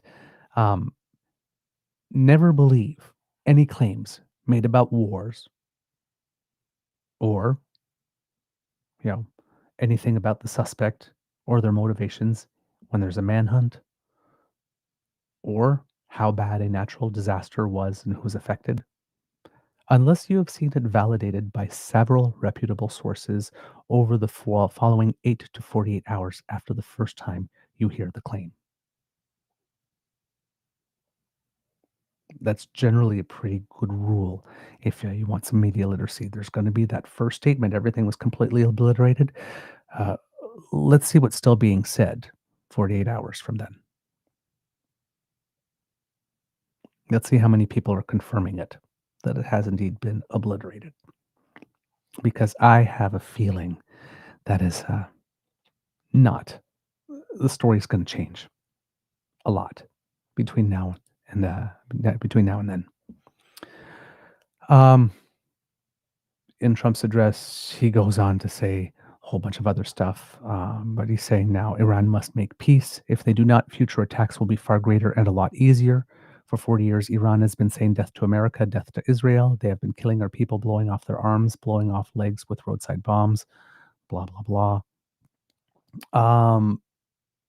And then he keeps on going on afterwards. And a lot of that is, just propaganda and rhetoric and thanks to military and all that kind of stuff. It is true that Iran is not in a great position because I think their ability to defend themselves via air has been affected by the last time there was a bit of a skirmish between Iran and Israel, where the one that U.S. was not involved in, that happened a couple of months ago, where there were missiles fired and Iran fought back, and it seems that a lot of the capacity, Iran's capacity to defend itself, was affected. Iran is also affected by the fact that they no longer have state support in Syria. Russia is not economically as strong as it used to be and has its hands full with Ukraine. And a lot of their proxy groups have been damaged. Hezbollah has been damaged. The Houthis have been damaged somewhat. So it is true that Iran is in a particularly weak position at the moment. But as Timothy Snyder says in his point 4, wars are unpredictable.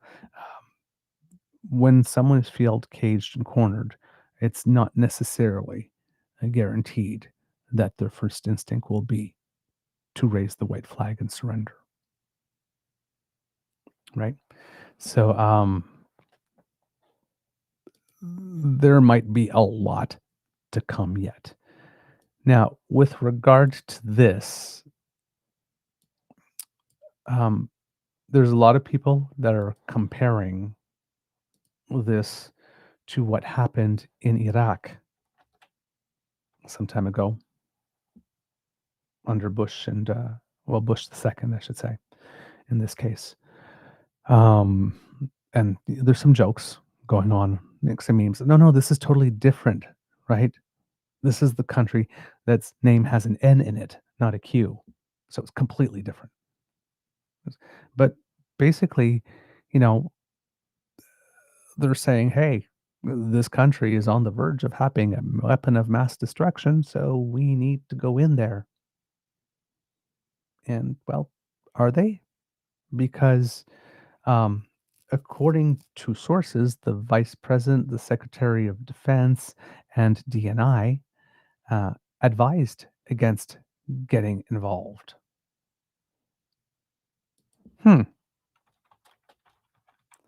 That's interesting. And DNI, in this case, is the Director of National Intelligence, and that would be Tulsi Gabbard. So, yeah, the Vice President, the Secretary of Defense, Hegseth, and the Director of National Intelligence, Tulsi Gabbard, all advised against getting involved in this. And, Trump did what he usually does when he gets information he doesn't like. U.S. President Donald Trump said on Friday that his Director of National Intelligence, Tulsi Gabbard, was wrong in suggesting there's no evidence Iran is building a nuclear weapon. Trump contested intelligence assessments relayed earlier this year by his spy chief that Tehran was not working on a nuclear weapon when he spoke with reporters at an airport in Morristown, New Jersey. Quote, "She's wrong," Trump said. Gabbard testified to Congress in March that the U.S. intelligence community continued to judge that Tehran was not working on a nuclear warhead. Trump's comments came as the president has said he would weigh involvement in the Iran-Israel conflict over the next 2 weeks. Israel Prime Minister Benjamin Netanyahu has justified a week of airstrikes on Iranian nuclear and military targets by saying Tehran was on the verge of having a warhead. Gabbard's office has previously pointed to quotes from the spy chief saying that she and Trump were, quote, on the same page regarding the status of Iran's nuclear program. Iran denies developing nuclear weapons, saying its uranium enrichment program was only for peaceful purposes. A source with access to U.S. intelligence reports told Reuters that the assessments presented by Gabbard had not changed. They said U.S. spy services also judged that it would take up to 3 years for Iran to build a warhead with which it could hit a target of its choice. So 2 weeks versus 3 years. 2 weeks, and they're doing it, they're really doing it, to 3 years if they wanted to do it, but they're not. The narratives are wildly different, but we have a situation where U.S. intel itself is saying that not only is Iran not just 2 weeks away or imminently close to developing that type of weapon, but that it's not even seeking to do so.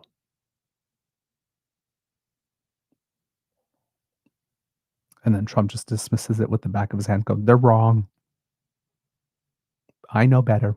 They're wrong."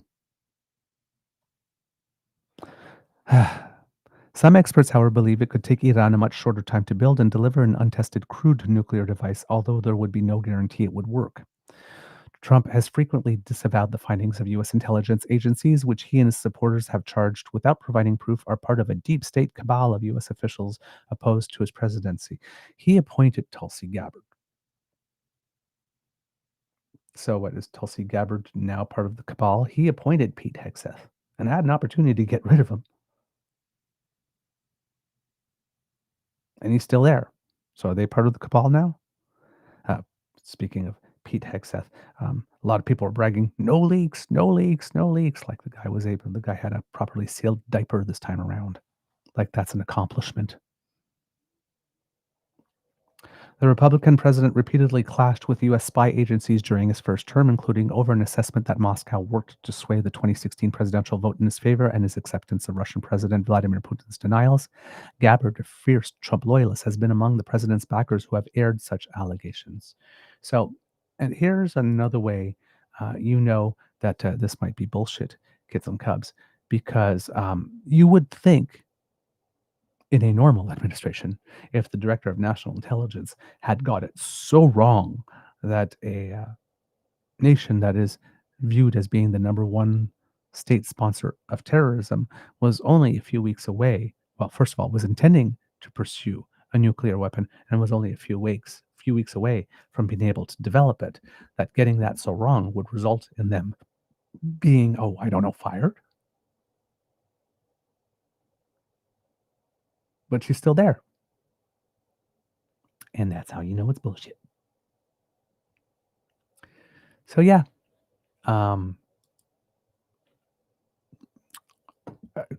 congratulations, Trump. You just guaranteed a whole new generation's worth of Iran-U.S. hostilities with that one move. And columnist Tabitha Southey from the Globe and Mail, for whom I have a great amount of respect. But every now and then she has a way of putting stuff that keeps things real, that sends a shiver up and down your spine. Quote, "It's not just that the President of the United States has announced on social media that the U.S. has bombed Iran. It's that the President of the United States bombed Iran so that he could announce it on social media." Yeah. When you think about it that way, makes you shudder, doesn't it? And I'm sure that there's not very many people in the DAMFAM who don't believe in a world where it's totally impossible that that would be the case. Uh, sometimes um, it just has to have the right frame on it for it to hit you. Now, the Prime Minister was asked what he thought about this, and this is a tricky one for us as Canada. Again, morally, probably shouldn't be tricky at all.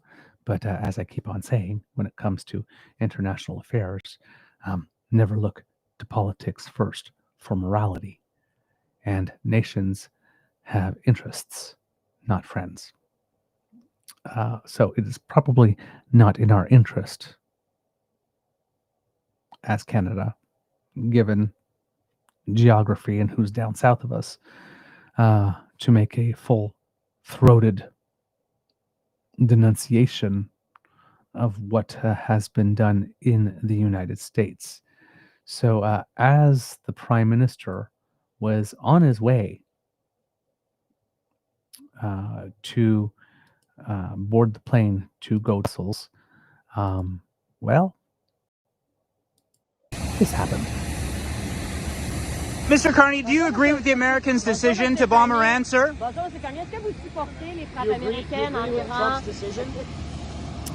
As you can see, he is walking to the plane with his wife and just walked by as that question is being asked. Just decided Mr. that, Carney, do you agree with the Americans' decision to bomb Iran, sir? Not gonna answer that one. And I can understand. He probably will want to have that meeting with his European and NATO counterparts before making a big statement on that. So at the moment, the only type of statement that we have, and it is probably really unsatisfactory because it is pretty thin. But the statement that we have here is that from Mark Carney. Iran's nuclear program is a grave threat to international security, and Canada has been consistently clear that Iran can never be allowed to develop a nuclear weapon. While U.S. military action taken last night was designed, I have to open up. While U.S. military action taken last night was designed to alleviate that threat, the situation in the Middle East remains highly volatile. Stability in the region is a priority. Canada calls on parties to return immediately to the negotiating table and reach a diplomatic solution to end this crisis. As G7 leaders agreed in Kananaskis, the resolution of the Iranian crisis should lead to a broader de-escalation of hostilities in the Middle East, including a ceasefire in Gaza. Now, it has consistently been Canada's position over years that Iran's nuclear program is a grave threat to international security. That is not a new statement from us, despite all intelligence stating that Iran is not pursuing a nuclear weapon. But yeah. So the Prime Minister didn't go anywhere outside the lines of anything that Canada has said previously. He's not meeker, he's not bolder. And the reason I'm saying that is because as a standalone, there's a lot of people that may go, but gee, that's weak in this say nothing statement.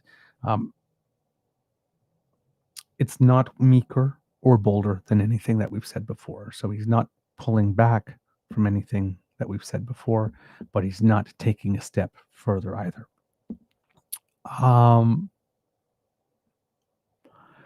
Now,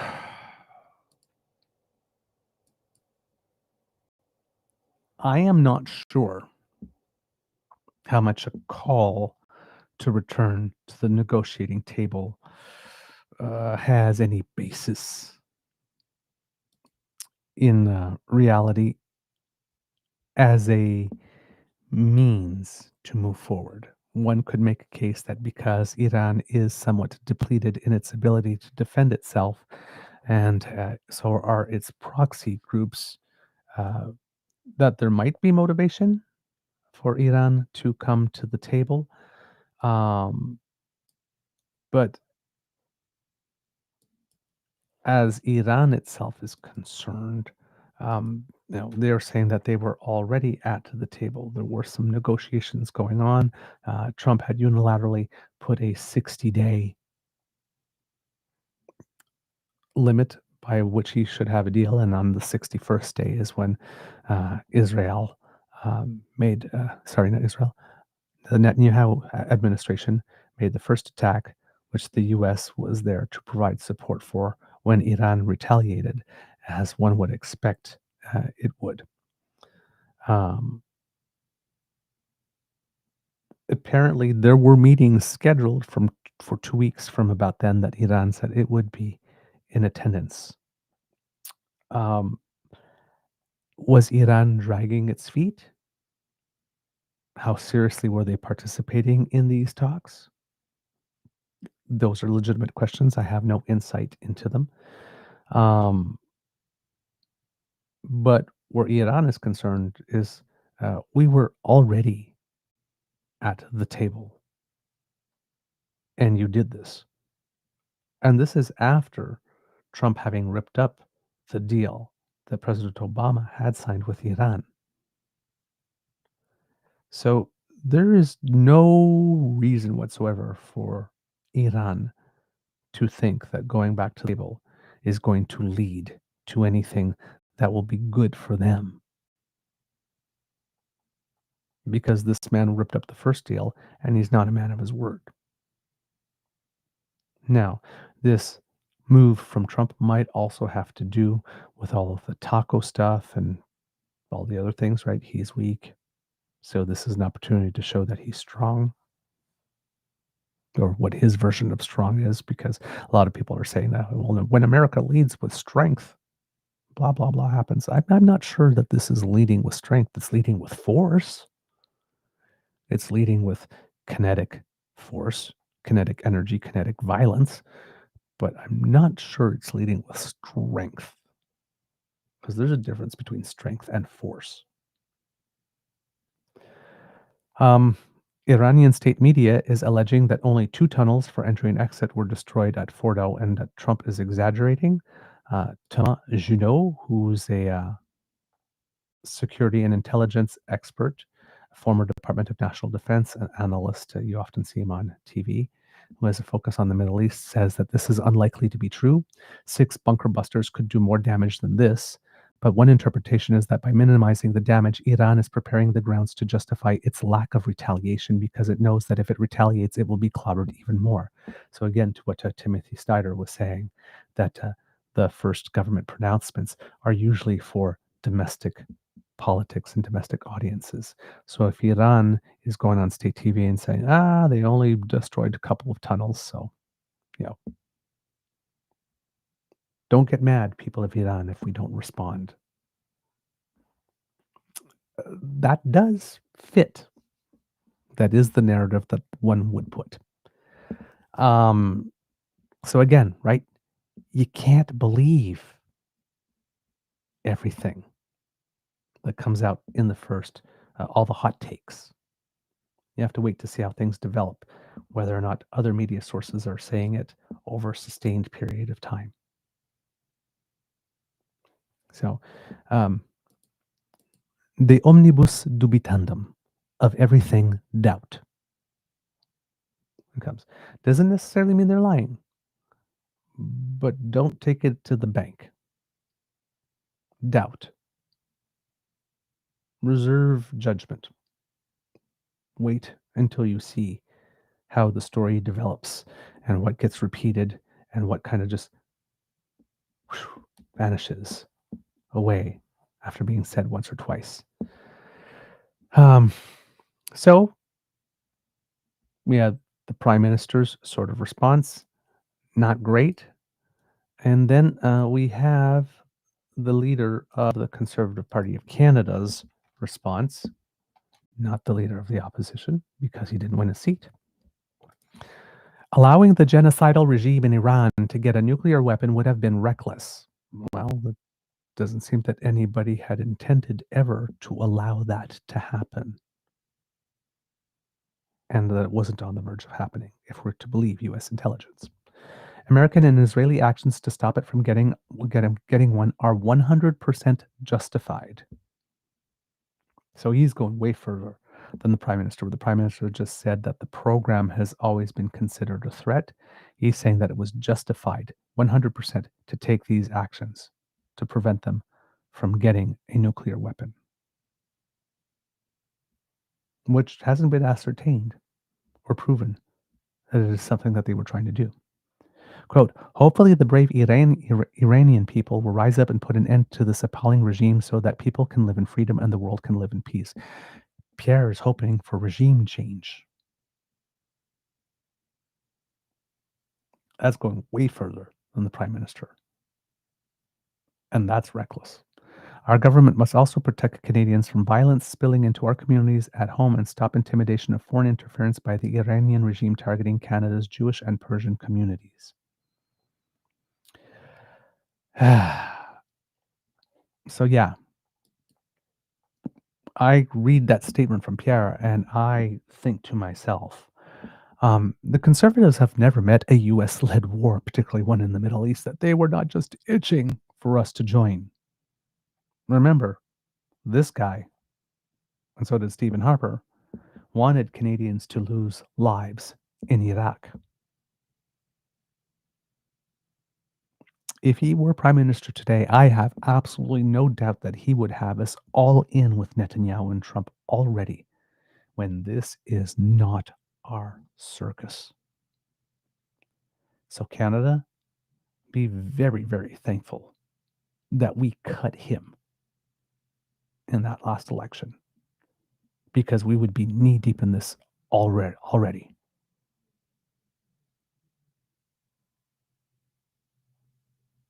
We literally dodged bullets by not creating a situation where this guy could be prime minister.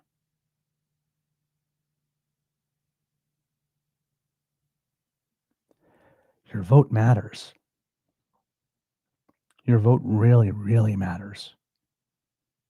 Your vote last time might have been the difference between us being directly involved in this and not.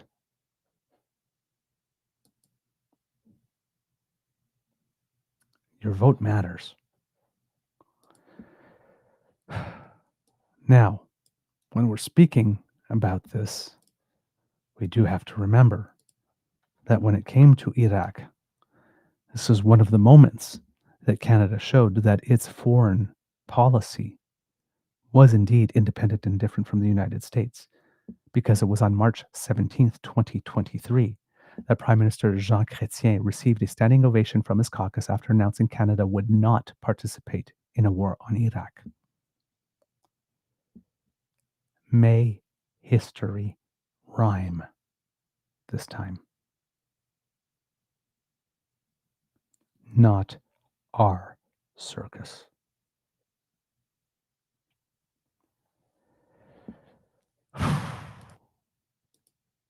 These are not good moments. In related news, kits and cubs, when it comes to this, because conservatives are such wonderful people who are consistent over time. There's another cut during that election who decided that, well, actually there were three, who decided that they would take a little trip to Israel during this particular time, despite the fact that the government of Canada issued warnings saying, don't go. Probably wouldn't be a good idea to go. But they went anyway. And then got upset that not enough was done to help them get out. Sorry, there was 2 of them, I think. Not sure. No, it was 3 MPs. Now, there were Canadian citizens there that are saying that, Canada has not done enough to get them out. And, Canadians who were already there and they were sheltering, um, you know, and trying to keep safe. And I actually have a friend that was there because, as you know, the government of Israel allows everyone a birthright trip to go and spend some time, and they were there as a result of that. So there are some Canadians here that are saying the Carney government largely failed to help Canadian citizens safely and quickly exit Israel as Iran began its deadly bombardment of civilian areas late last week, according to 2 evacuees. 2 Canadians who spent several days sheltering intermittently in bomb shelters say they found safe passage via Birthright, an organization that brings members of the Jewish diaspora to Israel on a 10-day sponsored trip to learn more about the country. Quote, the messaging has been all over the place, Pierre Croute told National Post. What I can tell you for sure is that Birthright took it into their own hands completely to help Canadian students get out of Israel. So what was that? But Michelle Ferreri and Rick Perkins, I believe, I think there was one other person, the name escapes me at the moment, were there despite warnings saying not to go. But they had a trip that was sponsored, according to Global News, by the CIJA, I believe, which I'm trying to remember what the name of that group is specifically, the Center for Israel and Jewish Affairs. So they had sponsored a trip. Now, I'm not sure why Michelle Ferreri was on that trip because she is no longer an MP, whereas Rick Perkins is. But yeah, they were there, and it seems that Michelle Ferreri was not at all happy with the service that she received in terms of getting out. Interesting. So you were told not to go, and stupid government can't tell me what to do. So you went anyway. And then bad shit happened. And then all of a sudden it's like, why didn't Daddy come and help me after I did something Daddy told me not to do? Bad Daddy. Bad Daddy. I don't, I just don't get these people. And then somebody then posted some video from June of Michelle Ferreri apparently trying to tell her constituents about how unsafe Peterborough is and how safe she felt in Turkey. So again, Turkey, a country led by Erdogan, also a tyrant, an Islamic nation, is a country that she felt more safe in than Peterborough, and now Israel. This is what I mean when they keep on trying to win the nanosecond, that they don't think about their statements over time. Michelle Ferreri, based on past statements, actually believes she is safer in Islamic-led Turkey than she was when she was in Israel and at home in Peterborough. This is not a serious person. This is not a serious person. And it's a good thing that we cut her.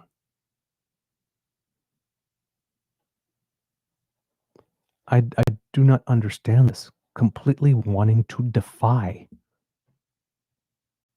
the government at every single turn.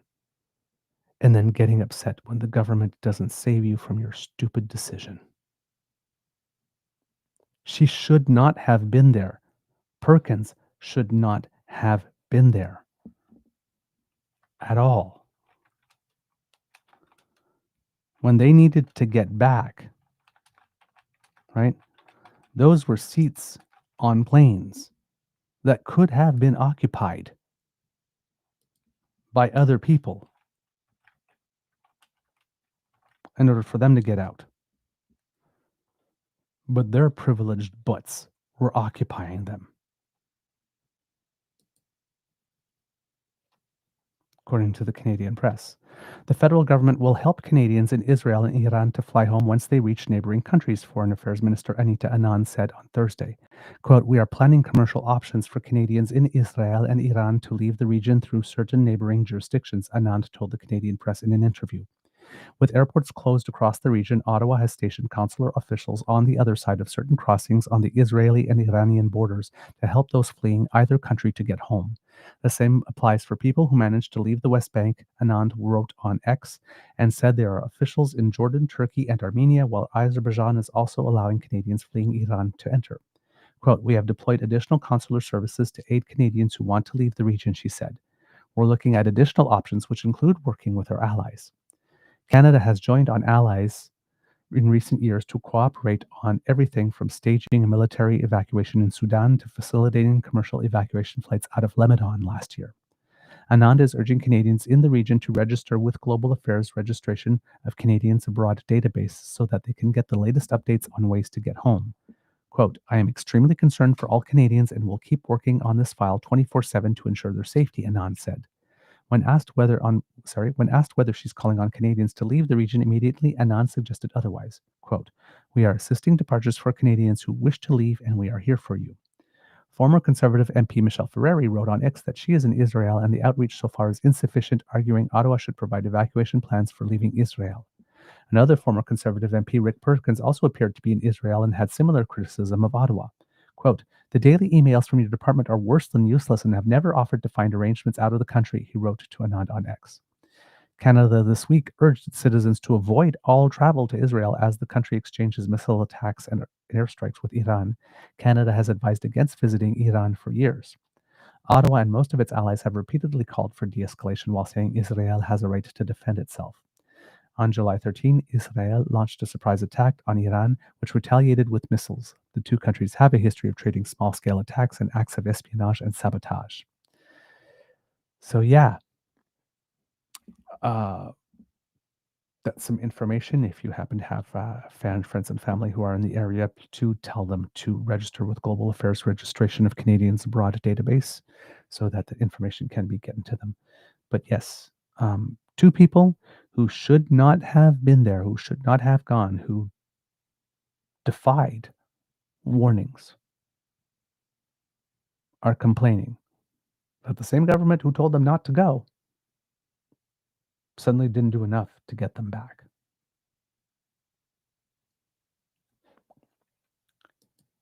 It's not impressive at all. Oh, man. I tell you, I don't understand conservatives. I try to understand them so that I can see where they're coming from in case that there's something legitimate in there, because I don't dismiss them out of hand. But my God, come on. Like, help yourselves. I don't know, man. I don't know. In other news, kids and cubs, that may be of interesting, we actually have a little bit of news from the north, which is rare for us. But kits and cubs, there is a new premier in Yukon. Again, I thought it would take a little longer to have a leadership vote from the time that Raj Pillai had stepped down, because I was going to plan to look for some information and tell everyone, how it is that they can register and vote and all of that kind of stuff. But it would seem that all of that has happened already very, very quickly and efficiently, and that Yukon now has a new leader. Mike Pemberton is his name. This is according to Dana Hatherley of Yukon News. Members of the Yukon Liberal Party have elected Mike Pemberton as their new party leader and the Yukon's next premier. Only 13 votes separated Pemberton from rival candidate Doris Bill, according to the results released by the chief returning officer. More than 1,000 members were registered to vote in a leadership convention on June 19th. 442 ballots were cast for Pemberton, while Bill received 429 and 2 ballots were spoiled. The party crunched the numbers late on June 19th. Pemberton took 50.63% of valid votes, while Bill got 49.14%, according to a press release posted on the party's website. Quote, "The event reflected strong engagement and momentum as the party looks to the next election," reads the release. Before polls closed at 8 p.m. at the Sternwheeler Hotel, each candidate made a speech to the room. Pemberton pledged to build partnerships, listen, and to support one another to help Yukoners thrive. Quote, "We're all here because we believe in a future that delivers for Yukon families, communities, and businesses.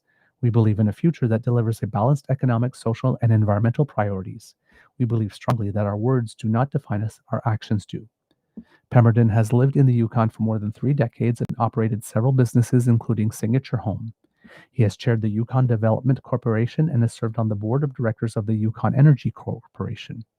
Pemberton was also president of the Yukon Community Crime Stoppers Association for nearly a decade. His involvement with the Liberals at the territorial and national level is extensive. In his victory speech, Pemberton thanked the 8 governing Liberal MLAs, including the Premier, who was on his way out the door, as well as his wife, daughters, and adopted son. He said it was an honor to run against Bill, who he made clear is his friend.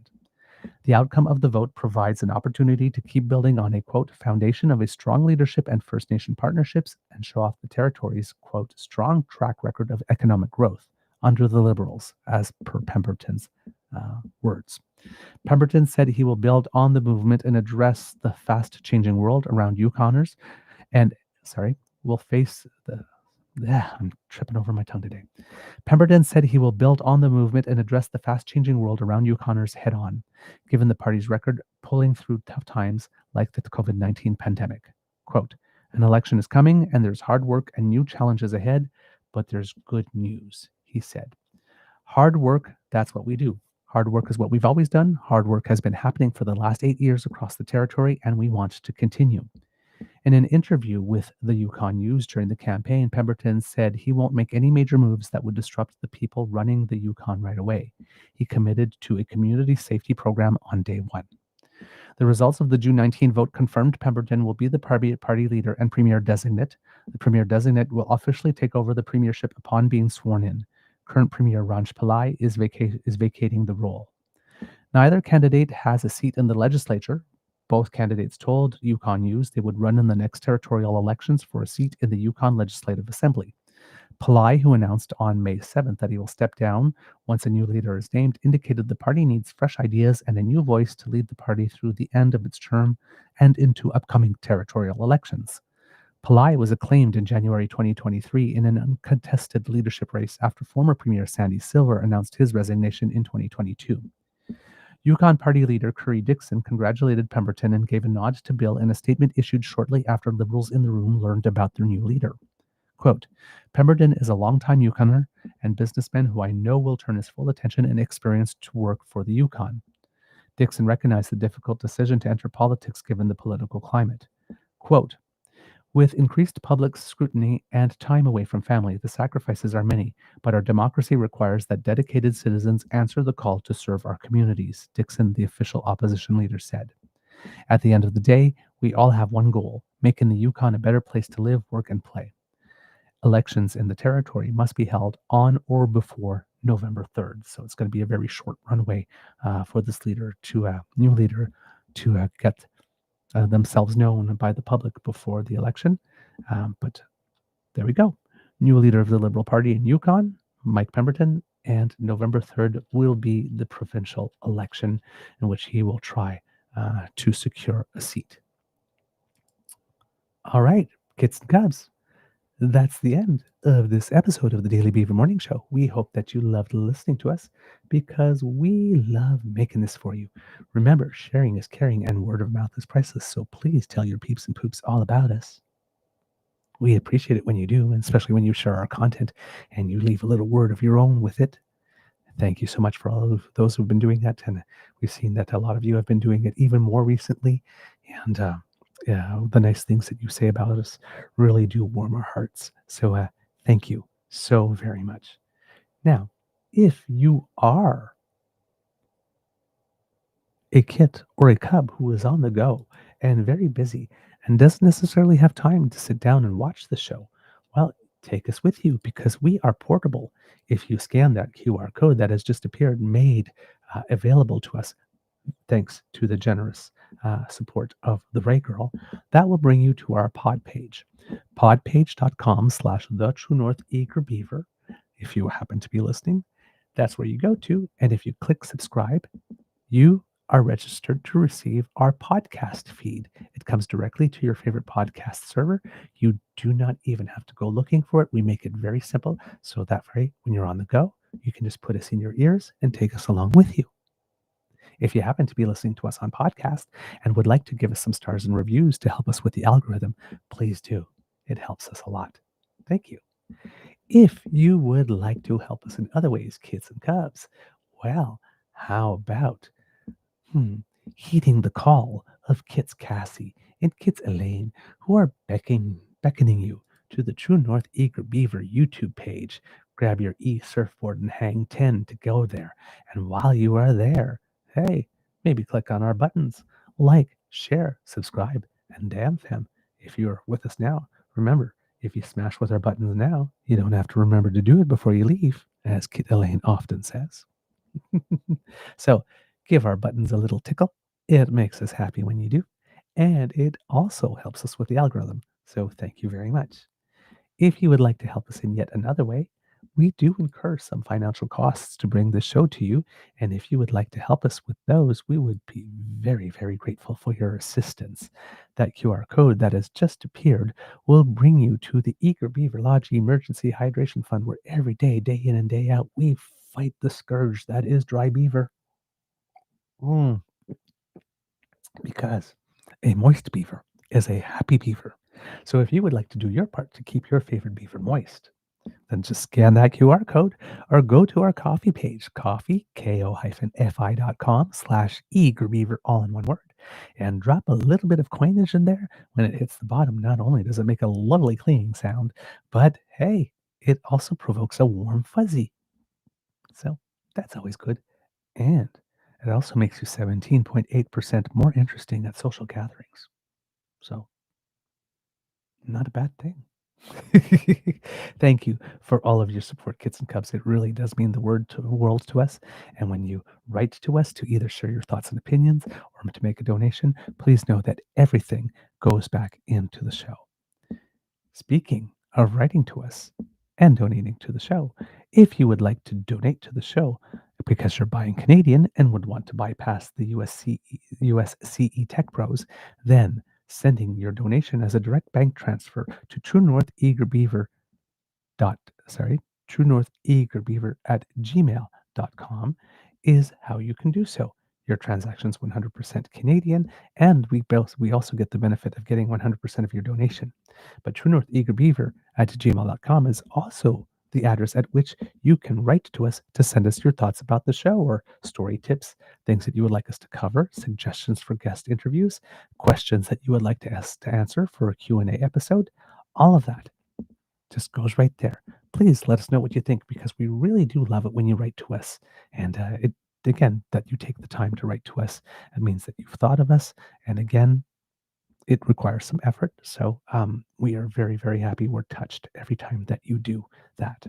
So thank you for being in touch with us and letting us know what you think. It's your show too. So we would like to make it better for you with each and every day.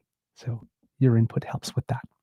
Now, if you would like to write to us via our socials, at True Eager, at the Blue Sky Beaver Lodge, and also on the Jitter is where you can find us. Also, True North Eager Beaver on Facebook, which is our original home on the web.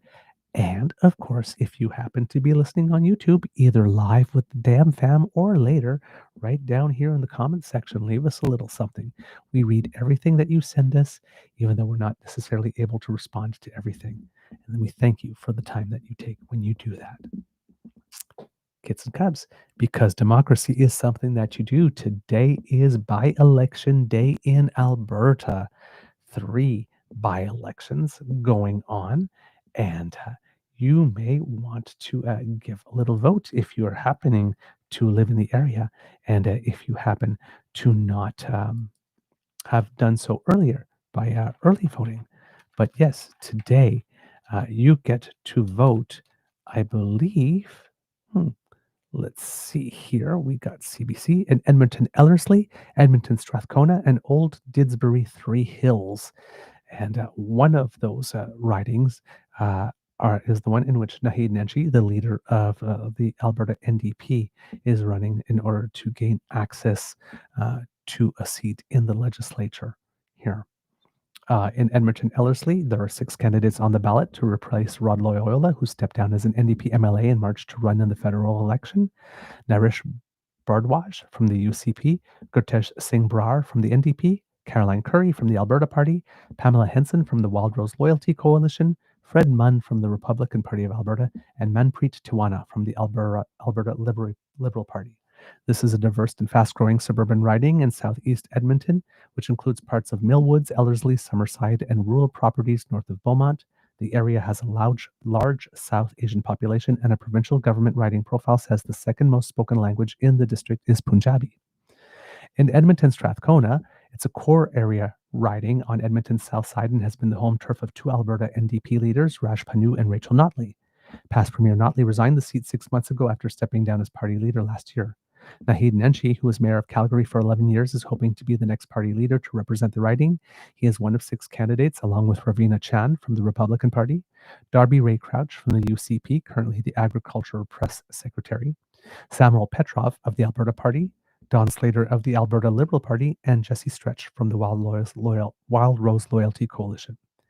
And then in Olds Didsbury Three Hills, which is a provincial riding of the profile says is a mostly rural district, which straddles Highway 2, says slightly more than 50% live within its boundaries. With a lengthy history of MLAs from conservative-leaning parties, the riding also includes Carstairs, Crossfield, Trochu, I'm not sure how that's pronounced, because I see that and I want to pronounce it French-wise, and Irikana, along with the communities in its name. After a decade of representing the riding as a Wild Rose, then UCP MLA Legislature Speaker Nathan Cooper resigned last month to become Alberta's representative in Washington, D.C. There are 4 candidates hoping to replace him.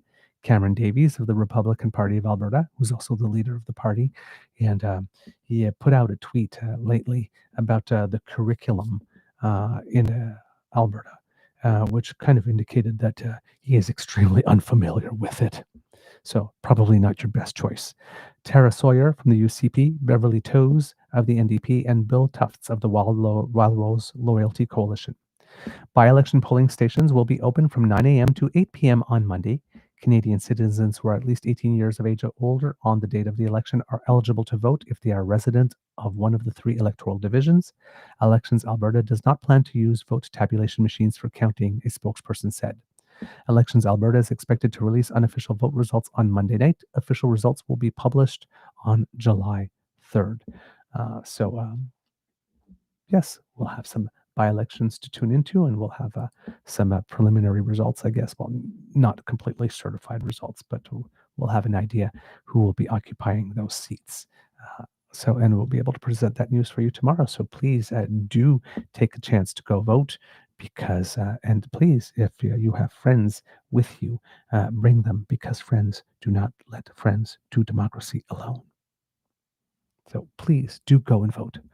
Words of wisdom, Mr. Grizzly is in the right vein there. There's a lot going on. Things are getting dark. Things could take a turn. and there is not much that we can do about it. So do try to have the best day you can, despite the fact that there are darker clouds. Kids, it can be a tough world out there. So please be kind to and gentle with yourself. And, well, now it's time for the audience participation. So, kids and cubs, if you will, on the count of three, one, two, well, actually, I should say what I need you to do before I count to three. On the count of three, I need you all to say, Mr. Beaver, please cue the cog. In one, two, three. Oh, such sweet, sweet music. How can I deny you? You are listening to a True North Eager Beaver Media Incorporated podcast. The True North Eager Beaver podcasts are proudly brought to you by our founding sponsors, the Misfit Mysteries from Corvid Moon Publishing, your source for science fiction, fantasy, and cozy mysteries featuring a broad diversity of characters. CanadianTarot.com, their uniquely Canadian online eclectic tarot community, and the Peppermaster, hot pepper sauces made from farm-fresh ingredients to thrill your taste buds and expand your mind. We are grateful to the Crier Media Network for its support, Pete Jarvis for our artwork, and Paul Joseph Something for our opening and closing sequence music.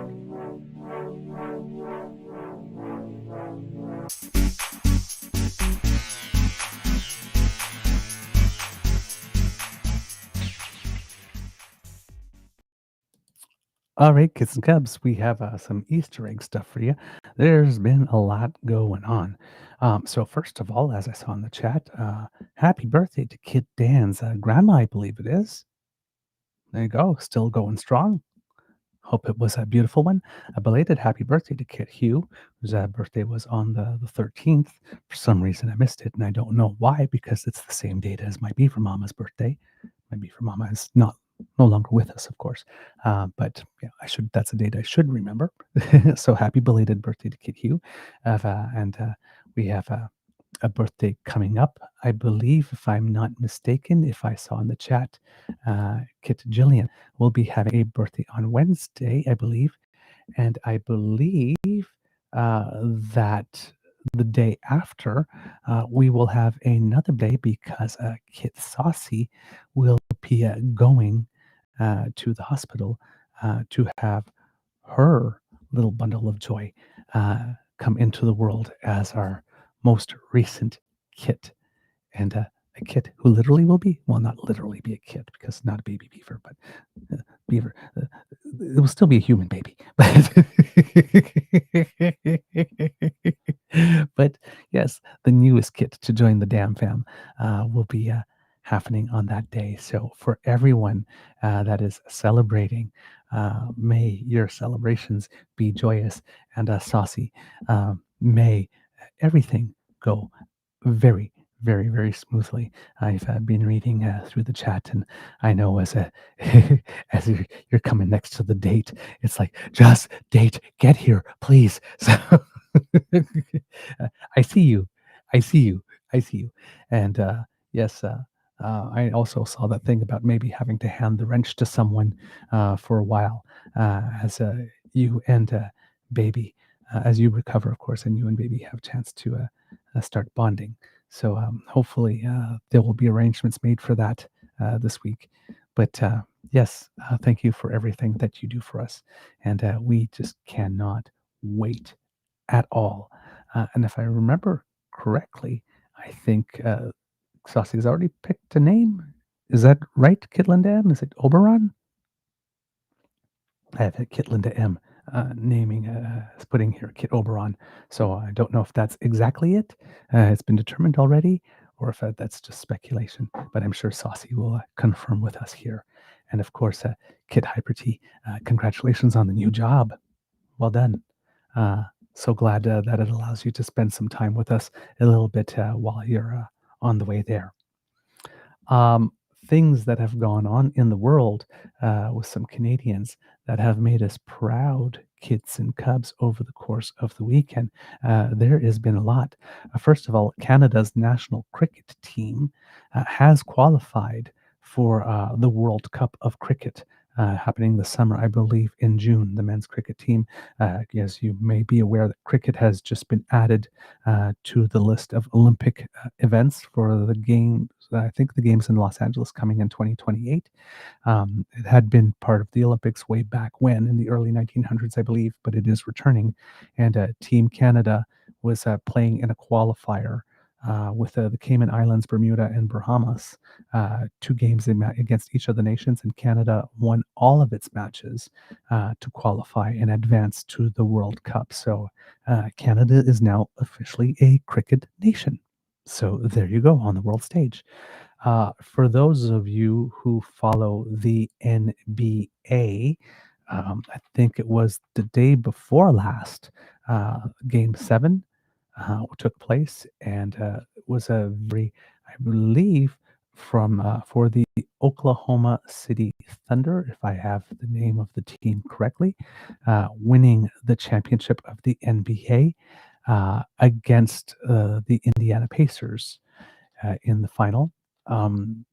So that was particularly important where Canada was concerned, because it was the NBA final matchup with the greatest number of Canadians competing at one time. I think there were 2 on either side. So congratulations to the team, and congratulations to the Canadians who were part of the team who made it so that the championship could come. So Oklahoma City Thunder won, and it wasn't the day before last, but I believe that was last night. 103-91 victory there, and again, some Canadians who made us proud all around, because it went to 7 matches, and it was some good basketball from everyone. For those who follow the AHL, it will be a Game 7, I believe, as well in this series, if I am not mistaken. Be Game 6, if I'm not mistaken. Sorry, yes, Game 6 with the Abbotsford Canucks versus the Charlotte Checkers, and the Abbotsford Canucks could seal the big prize with a victory tonight. In basketball as well, Team Canada, the women's under 16 and under team, was playing in the big final against the United States of America. So, everybody has an idea, and right off the talking basketball. So they won silver. But big congratulations to the team, just as our men did, or the boys, depending how you want to call them, under 16. Both of them went to the Americas tournament, and both of them took silver, losing to the States in the final. So good results for our basketball program. Of course, there's a World Cup 3-on-3 tournament going on in Mongolia as well, where the men and women both have a team there. The women's team is a little different because usually they're a team of 4, and there's twins on the Canadian women's team, but both of them are not able to play this time. So both teams are, the women's team is a little rejigged from the team that finished 4th at the Olympics, but there'll be some lots to cheer on there for people who like 3-on-3. If you've never seen it, it's much more fast-paced and shorter matches, and hopefully that will happen. Hopefully Team Canada will do very well there as well. And the qualifications for Wimbledon have started. The men are on the courts today in qualification. The women's draw will be unveiled later on today, but we have 2 Canadian men in the draw. The first one is Alexis Galarneau, who won his match this morning in 3 sets and advances to the second round. There are 3 rounds to qualify for the main draw. And the second Canadian is Liam Drexel, who will be participating in his first Grand Slam qualification draw. So we wish good luck to him. Hopefully we'll have more Canadian men in the main draw once these 3 days of competition are over. All right, kids and cubs, that's all I have for you. So have a most beaverific day, and we will see you tomorrow. All right. And now I need to do that little sign off, and I'm gone.